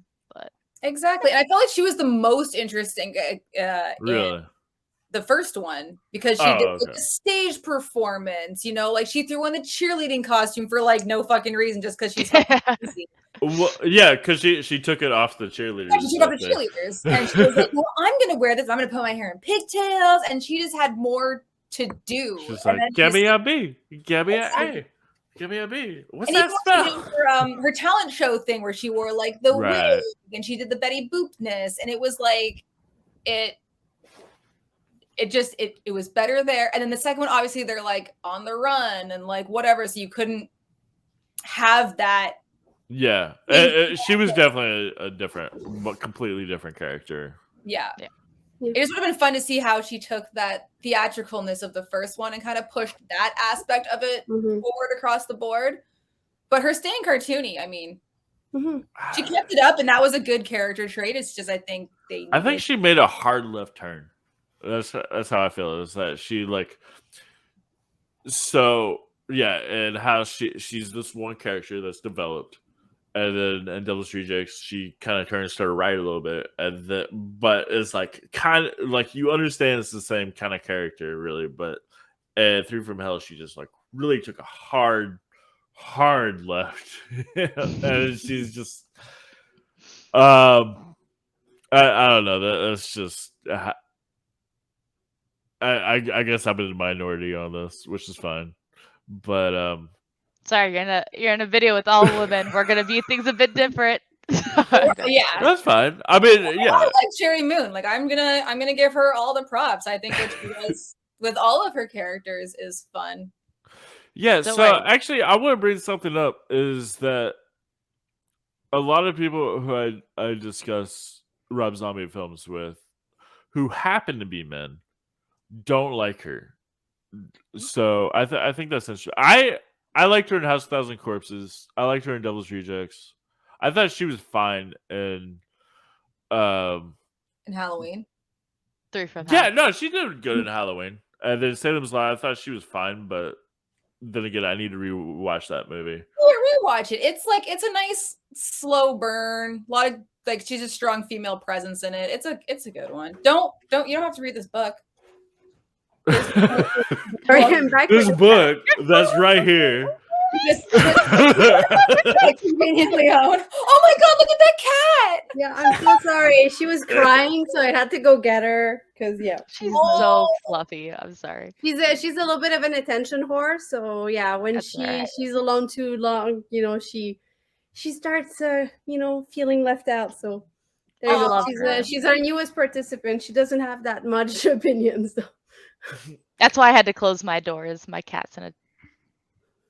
I'm trying to point the right way, but Cameras are hard. The Over- cat, Cameras you know, are hard. I had to close my door because my cat's an attention whore, so I can't. All right. But the cat's so cute. Sorry. Well, anyway, Ian, why do you think that the men you have talked to about Rob Zombie films? well, that's the don't thing. like- That's what I was gonna ask. And that's what I'm trying to figure out is why do you think that is? I mean, I think that she's good for a particular role, which is why you don't see her in any other film. Yeah, she's doing a handful, like a very small handful of things. Has she done anything outside of Rob Zombie?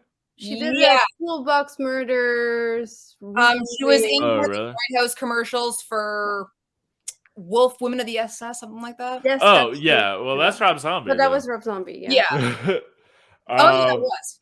Well, fuck me, guys. Sorry. Okay, so I have a theory. Okay, so I have a theory that a lot of people kind of like shat on her acting because she plays such a cartoony character in House of a Thousand Corpses, and because she was not an actress prior to that. She was like a go-go dancer or whatever, we called her, and she Yeah. was in his music videos. Right. But this was one of those. Like, I think it was just so easy. Everything was set up for people to hate on her because they're all like, she's not even an actress, and then she gets to be in that movie, and then she plays a super cartoonish character, and without even necessarily realizing that this is probably what Rob was going for, in terms of like that character, wanting her to be over the top and cartoonish, and she probably gave exactly what he wanted. Yeah. But because like that is not like, those are not traits of like, good acting. Like, it's not invisible acting, then people equated that with like, this equals she's bad. Like, she's a bad actress. Right. And then nobody kind of gave her any other chances, Yeah, I agree with that. I think that like it's like people are like, yeah, she is Rob Zombie's wife as she's just in these movies, but I think that if other filmmakers gave her a chance and put her in a movie, I think that she'd be all right. I mean, Devil's Rejects, she did well. I mean, I think she's far from the least of how bad that movie was. I mean, she was probably a stronger point, one of the stronger parts of that movie, I think, even though it wasn't the same character. Yeah. Could you maybe make the argument too, like, men expect women to be like, not to turn into like a feminist rant, et cetera, et cetera. Can we maybe make the argument that men don't like to see women in this cartoony view? Like, we have mental illnesses, we act certain ways if we're experiencing these sort of things. They want women, well, obviously you are, but I mean, if we're talking like overall men, they want women to be grounded, they want them to be strong, they want them to be cool, but when they show, like these weaknesses or maybe something that deviates from the norms, then they're automatically unlikable characters, Exactly. And like, I mean, she's completely unhinged, she's psychotic, she's like all of these cool traits that in a male character would have been like, people would be like, he's so cool, amazing, let's put a poster of this dude, like, but because it's a woman, it's all like, ugh, like, this is not like what a woman should be. Like, should be, you just show her in the assless traps again, like, Those are all good points. And she's not a victim. Like, throw the again. No, not at all. Not a victim at all. Yeah, right. He is the instigator of terror.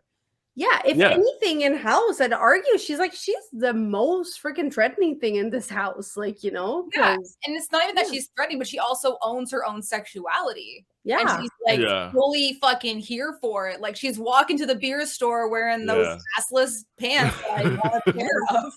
Or she's like dancing to Brick House, She's like, oh, she's a brick house, as they're like tearing apart Dwight from The Office, and she's like dancing, like, well, I'm surprised we've gone an hour and a half without mentioning Dwight. Okay, I almost did, and then we changed topic. I was like, am I the only one who couldn't keep a straight face on the whole way through? It was all like, oh my god, like, it's I couldn't do it. I also completely forgot that Walton Goggins is one of the news officers, and I have been religiously watching Righteous Gemstones. I keep being like, it's Baby Billy.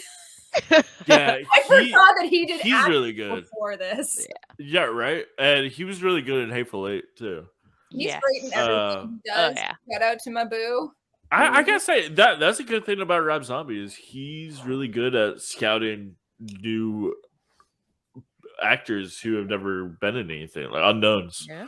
Like, yeah, those are two examples right Yeah, there. he brings either like he revives careers or he introduces you to someone Yeah.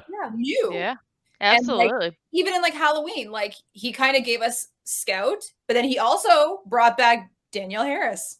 Right. There was like a nice mishmash of the two, and I thought that was like a very interesting way of doing it. And also, I meant to bring this up in Devil's Rejects. Yeah, he brought damn it, what's his name? I'm Ken fucking Foree. terrible with names. Yes, Yes. thank you.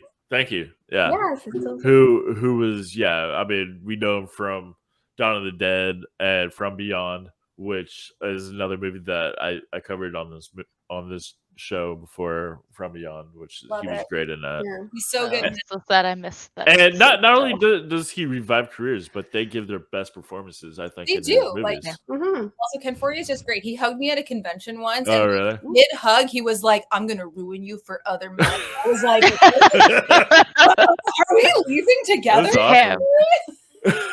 awesome. Nice. He's a cool dude. No, No, he seems like it. honestly, he seems like he'd be a fun time to hang out with. Yeah, and so do all these people. Like, yeah, Sid Haig and Bill Moseley. I mean, I keep saying the same names, but Yeah. it seems so chill and just Yeah, that's the two awesome. names we keep repeating over and over again. Yeah, my bad. No, they're the well, I mean, they're the stars of these movies, so Like they're the there stars you of the go. trilogy. It's hard to not constantly talk about. Right. But okay, so I guess these were some really good points that we brought up. That I guess I haven't really heard on other shows. Any other points anybody wants to make before we go on? No. I wanted more Dr. Satan. Right? Yes.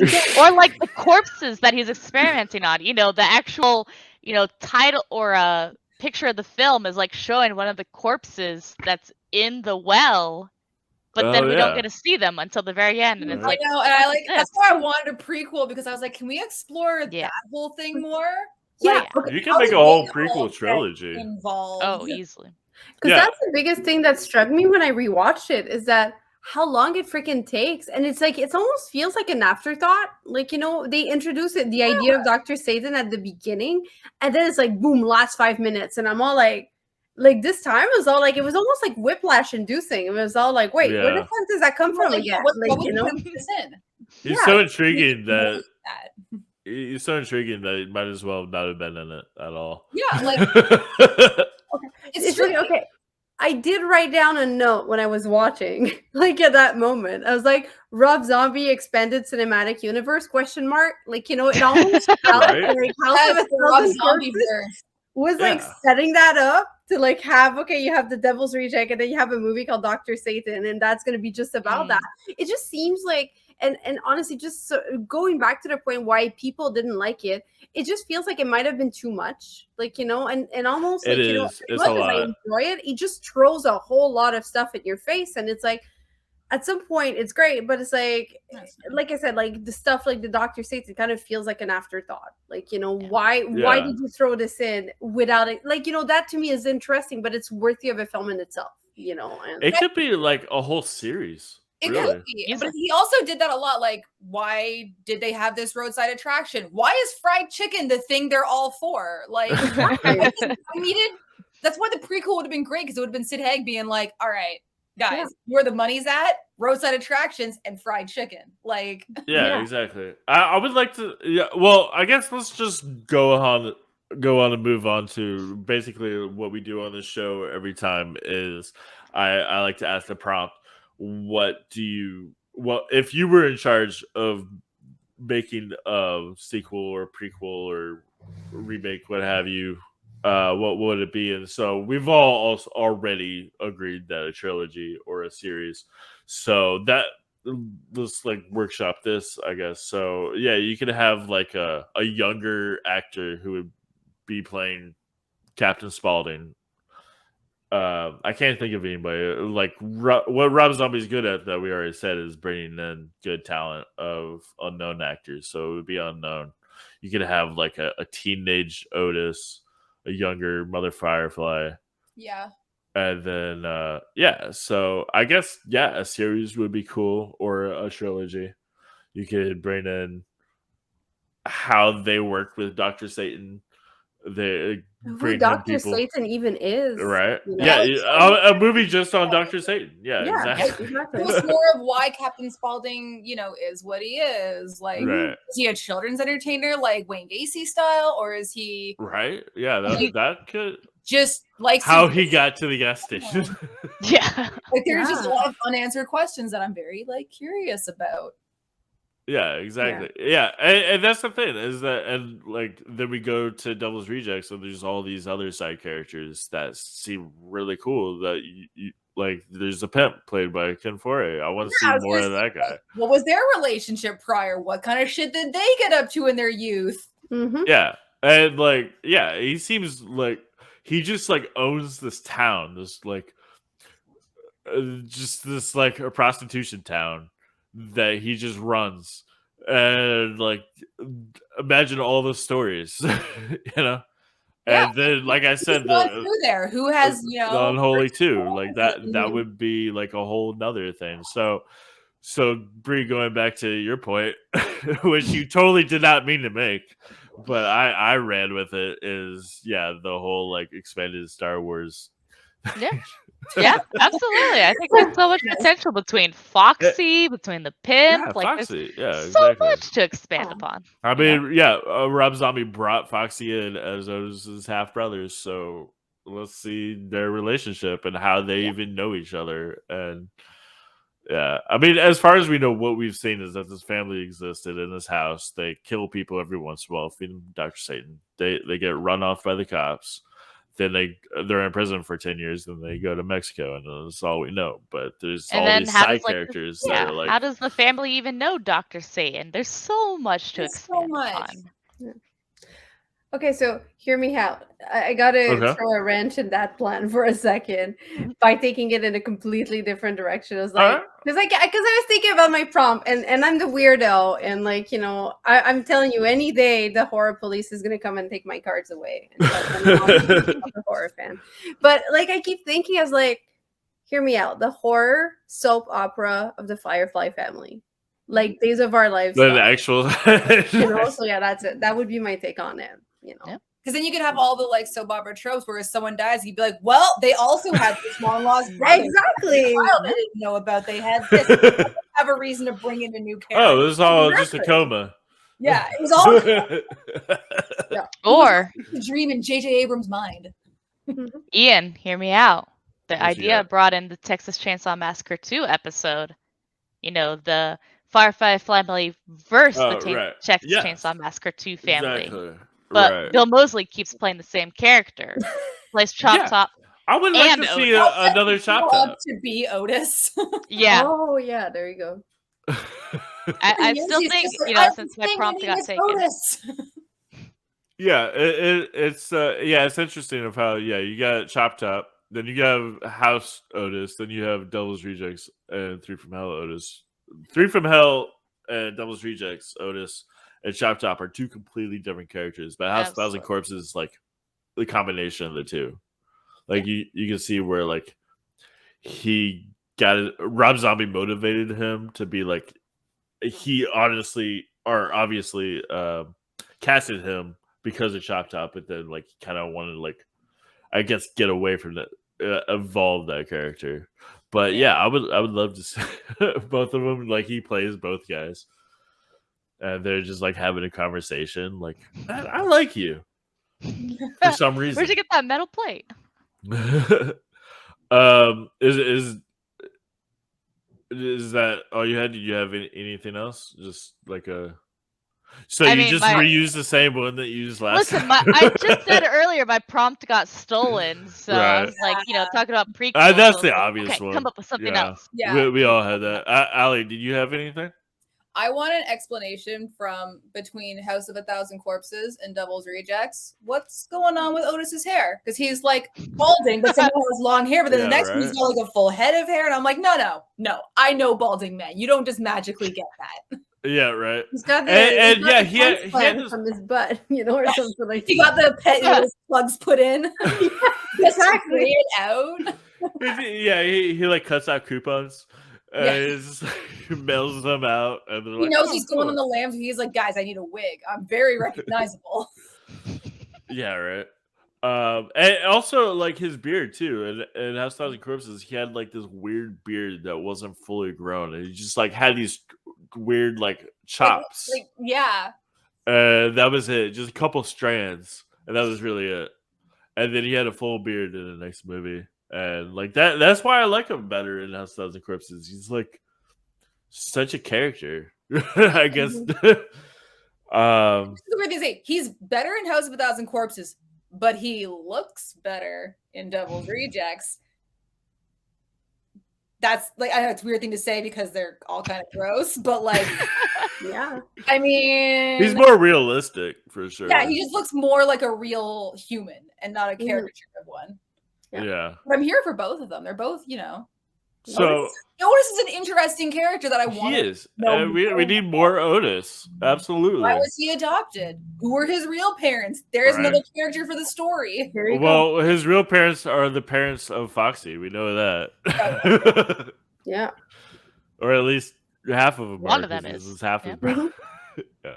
So speaking of Otis, and especially House of Thousand Corpses Otis, my idea, I want him actually to do a podcast, and it's like an Otis podcast. An Otis All the like people. Alex Jones-esque slash fucking all damn, what are those guys' names? All those like right wieners.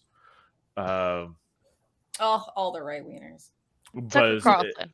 it's Otis, and like, because I could see him as like a total like, if he had like a podcast or like satellite radio, he would just say like all these like Alex Jones right wing theories that I could just see him just ranting at people and about just nonsense. He already does with his band. What? That's what the character already does with his band, basically.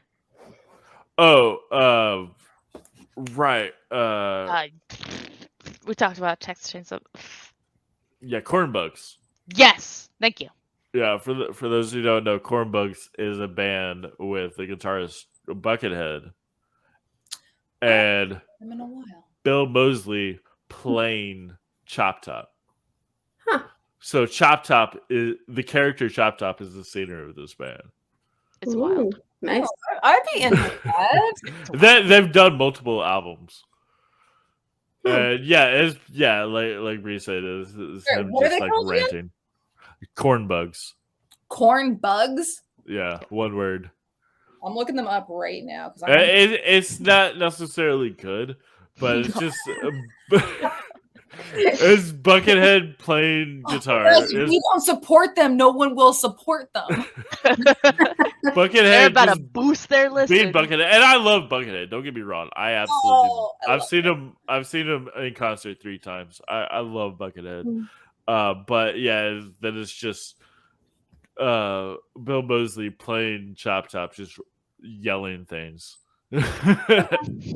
But yeah, no, I want Otis just like as a podcast or satellite radio, just say like wild right wing conspiracy theories and just yelling at people. That would be amazing. Cool. We can put this idea to him and see if he wants to get on our network. Yeah, that would. Yeah, Yes. that would be. I mean, is great. it that hard to get into contact with him? I feel like he's always hanging out. Yeah, one of our fellow infamous horror people, AJ, he's interviewed him. So yeah, I hung out with him at a convention. He signed a bunch of shit for me. Oh yeah, He was pretty chill. nice, cool. Yeah, he seems like it. Mo, did you have anything? Well, mine was like the soap opera. Oh yeah, that's right. You said that. My bad. Prequel. Yeah. Prequel. Well, or anyways, the soap opera version of the Firefly Family. There you go. Right. Yeah, that'd be pretty cool. With the Well, musical cue and the dramatic overacting, because there's already so much overacting. Just push it up a notch, and with all the right. right sound cues. Versus last time when you were on, and the time before that we both pitched the same idea as the Texas Chainsaw Massacre sitcom. Yes.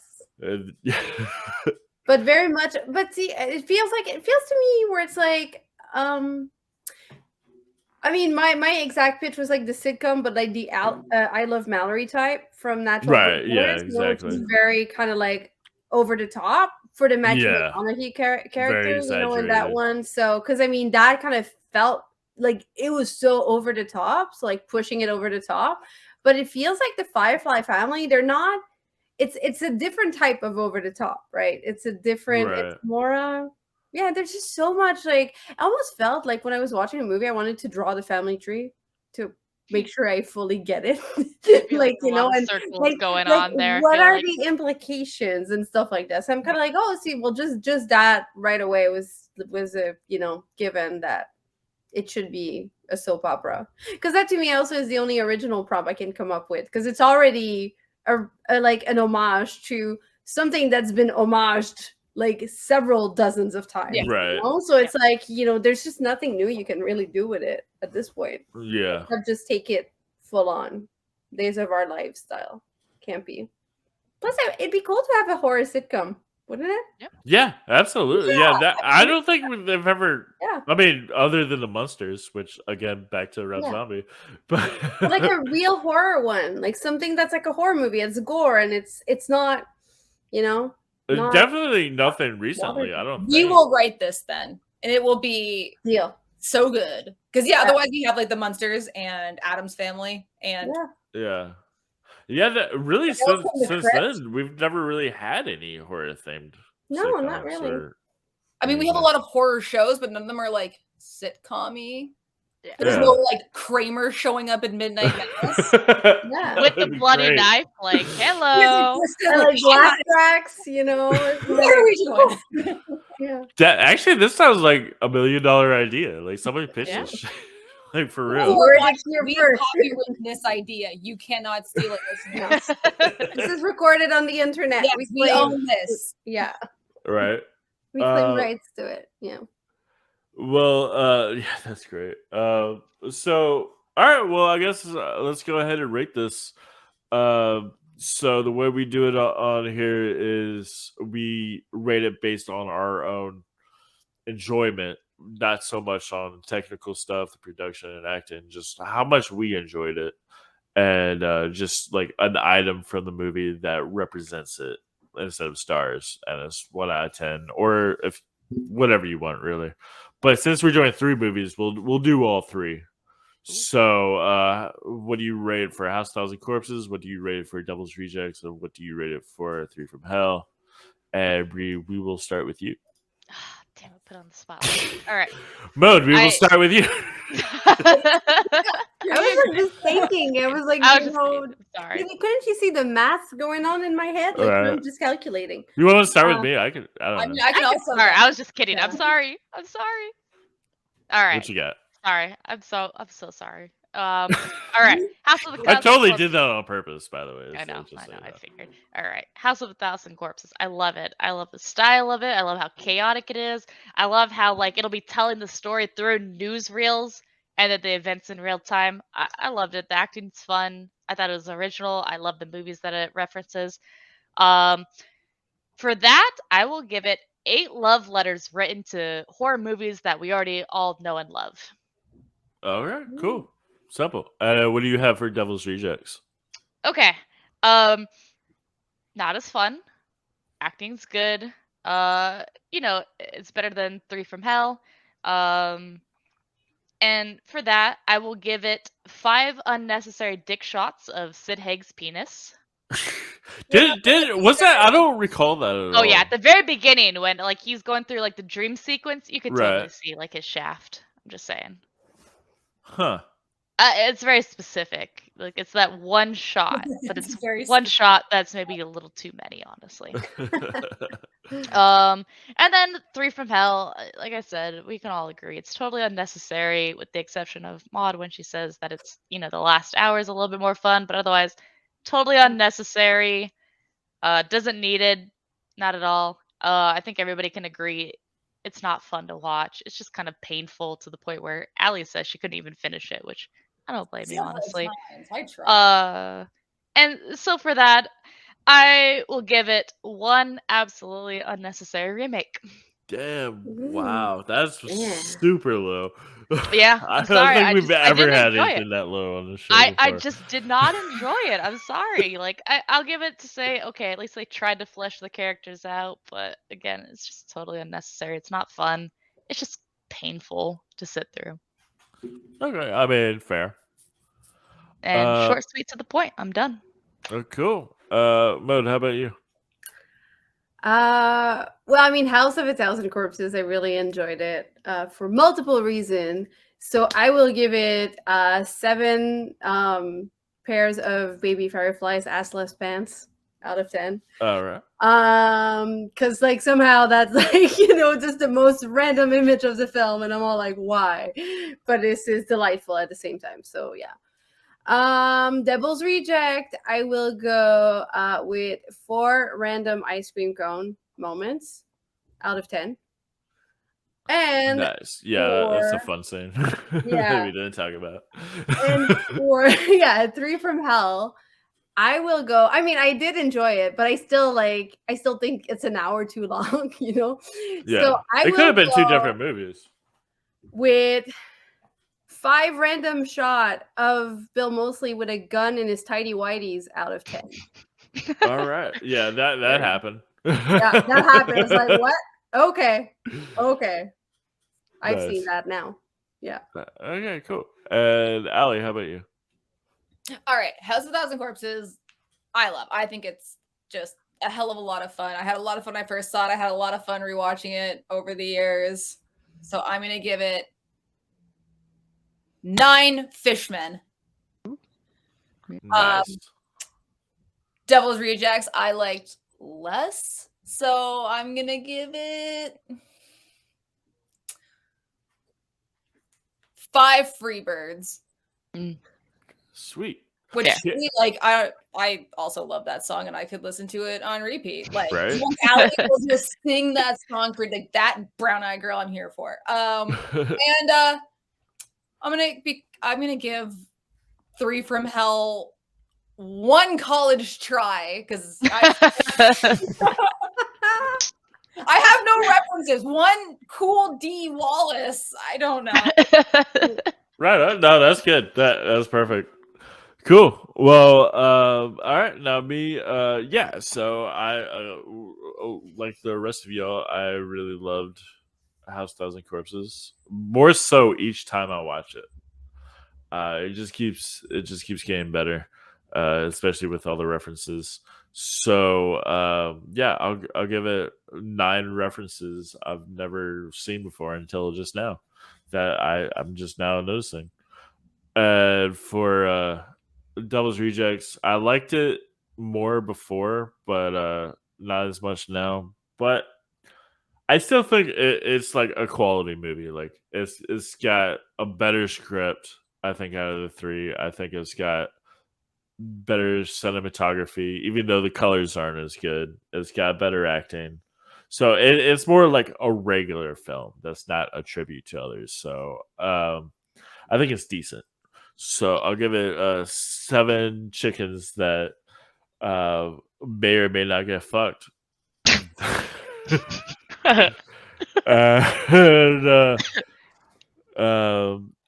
Which, by the way, one of the actors in that movie is the guy from Hills Have Eyes, which is another guy that Rob Zombie brought up. I meant to bring that up earlier. What's his butt? Michael Berryman? Yes, I think it's something like that. I'm really bad with names, so The tall bald one. yeah, Yeah. who has, very bald.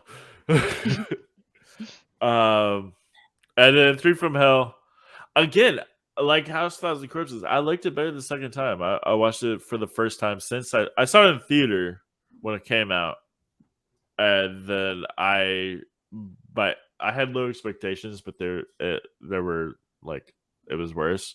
But watching it a second time, I was like, I knew what it was, and so I guess I was able to appreciate it more. So it wasn't as bad the second time, but it was still pretty bad. And with all of his problems and everything, I'll give it 3 clowns that Rob Zombie loves to use in all of his movies. He loves clowns. True. In every movie, He he's just like all clowns, and I hate it.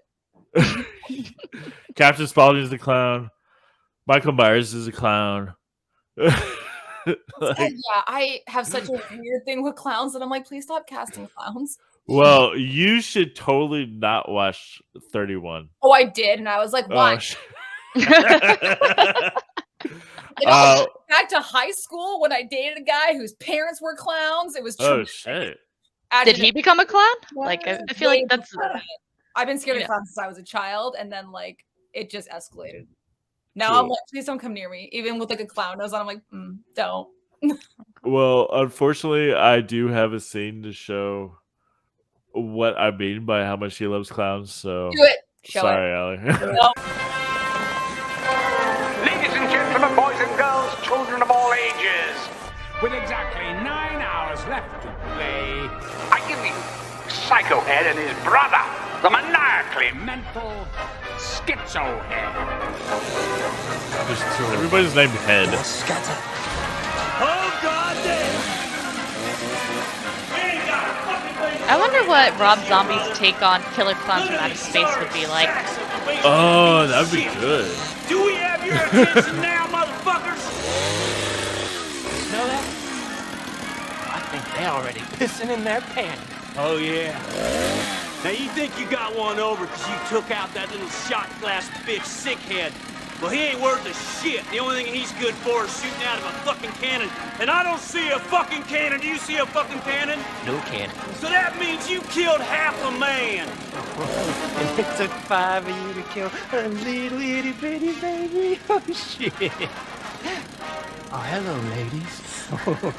I am all man and I'm coming for you. Oh, we're gonna fuck all your holes. Count yourselves lucky. You got fucked by the best!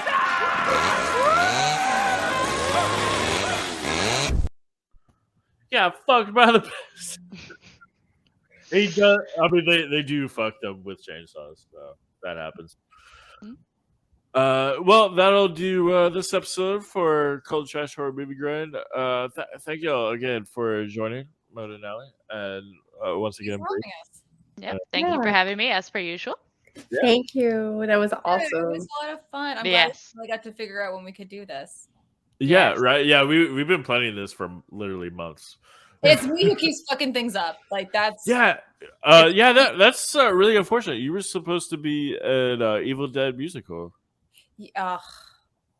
COVID that up. I was supposed to be like I did it a couple years ago, and I was gonna rejoin the cast again, and then COVID hit, and they shut down the theater, and it was a whole like garbage situation. But I'm sure in the future I'll get another chance to do it, or not. Hopefully. Whatever, we'll see. Cool. Well, definitely check them out on Let's Scream Podcast. Where do you have any ideas coming up for future episodes? I already you did said a bit. I said a bit, but I mean, I did kind of tease that we'd probably be talking about psychotic women and monstrous. Okay, I was like, are we allowed to talk about? I know we have some like guests that were like, we're not gonna. Yeah, no, we can 100% confirm. Yeah, but we have really great stuff coming up. That's funny you said psychotic women, which is you brought up earlier in this show is that's something that's not very well portrayed or accepted. So that's pretty cool. That's your next topic or a future topic. Yeah. No, it's going to be really good. And we have probably going to be several episodes on this. Oh, really? I was just thinking that. I'm like, I feel like our final girl episode could have gone on way longer than what it did. You should have a part 2. Oh, we probably will. I'll talk about that shit for days. Right. Yeah, it's definitely a good topic for sure. So as far as psychotic women in horror, is there like any examples? Have you Just read briefly. Kayla Janice's book? I have not. There's an entire book about this, and it's wonderful. It's Okay. yeah. I feel like we praise her in like every episode, and one of these days I'm gonna be like, Kayla, listen to the show. Please come on the Right. show. Yeah. I swear I'm not obsessing over you, but like I kind of am a little bit. Yeah. So that's a book. So how does that translate to film? Well, I mean, Or- it's really interesting because it's a film studies book where like she looks Oh, at okay. the different portrayals of psychotic women across cinema, but she frames it within an autobiographical setting, you know, talking also about her own life and how she related to those characters at different phases of her life. And like, you know, it gets very personal, and it's like very interesting the parallels that she draws between her own life as a woman liking horror growing up and those movies and the portrayal of women in these movies and what they mean for someone who does not necessarily connects and sees themselves as like being the kind of like, you know, the typical like societal role, like taking this the more typical societal role that are expected of women. So yeah. Okay, cool. I guess in a nutshell, but Allie, Right feel on. free to add on to that. I agree. What she said. Right on. All right. Well, yeah, definitely check that out when that comes out, and definitely looking forward to Bree's new show, which is Yes, what's Bree! Yes. Yay! I'm so What's excited. the- I'm so excited. what's the title on that one more time? This is Where You Die. So Right. I'm really excited because honestly the title comes from in the fact I always die in horror games. I'm just bad at them. I'm not gonna like pretend to be like some sort of master gamer good at it. I'm terrible, but I have fun with it if it's a multiplayer. I think That's the that's best part is the having fun. Yeah. Exactly. You know, it's fun. I die, and then the other person laughs, and then we talk about why it's so funny. Right. So in the pitch that I pitched to Martin, I didn't die surprisingly, but so the pilot episode I tried to do, just to kind of pitch the idea, is my husband and I. He died, and then I laughed. But I screamed a You lot laughed. because like we played a game called Phasmophobia. Maybe it's someday I'll upload this episode, but like there's like ghosts that like whisper in your ear, and then they'll like appear, and then they kill you, and it was a lot of fun. That's what I kind of want to spread is just the fun.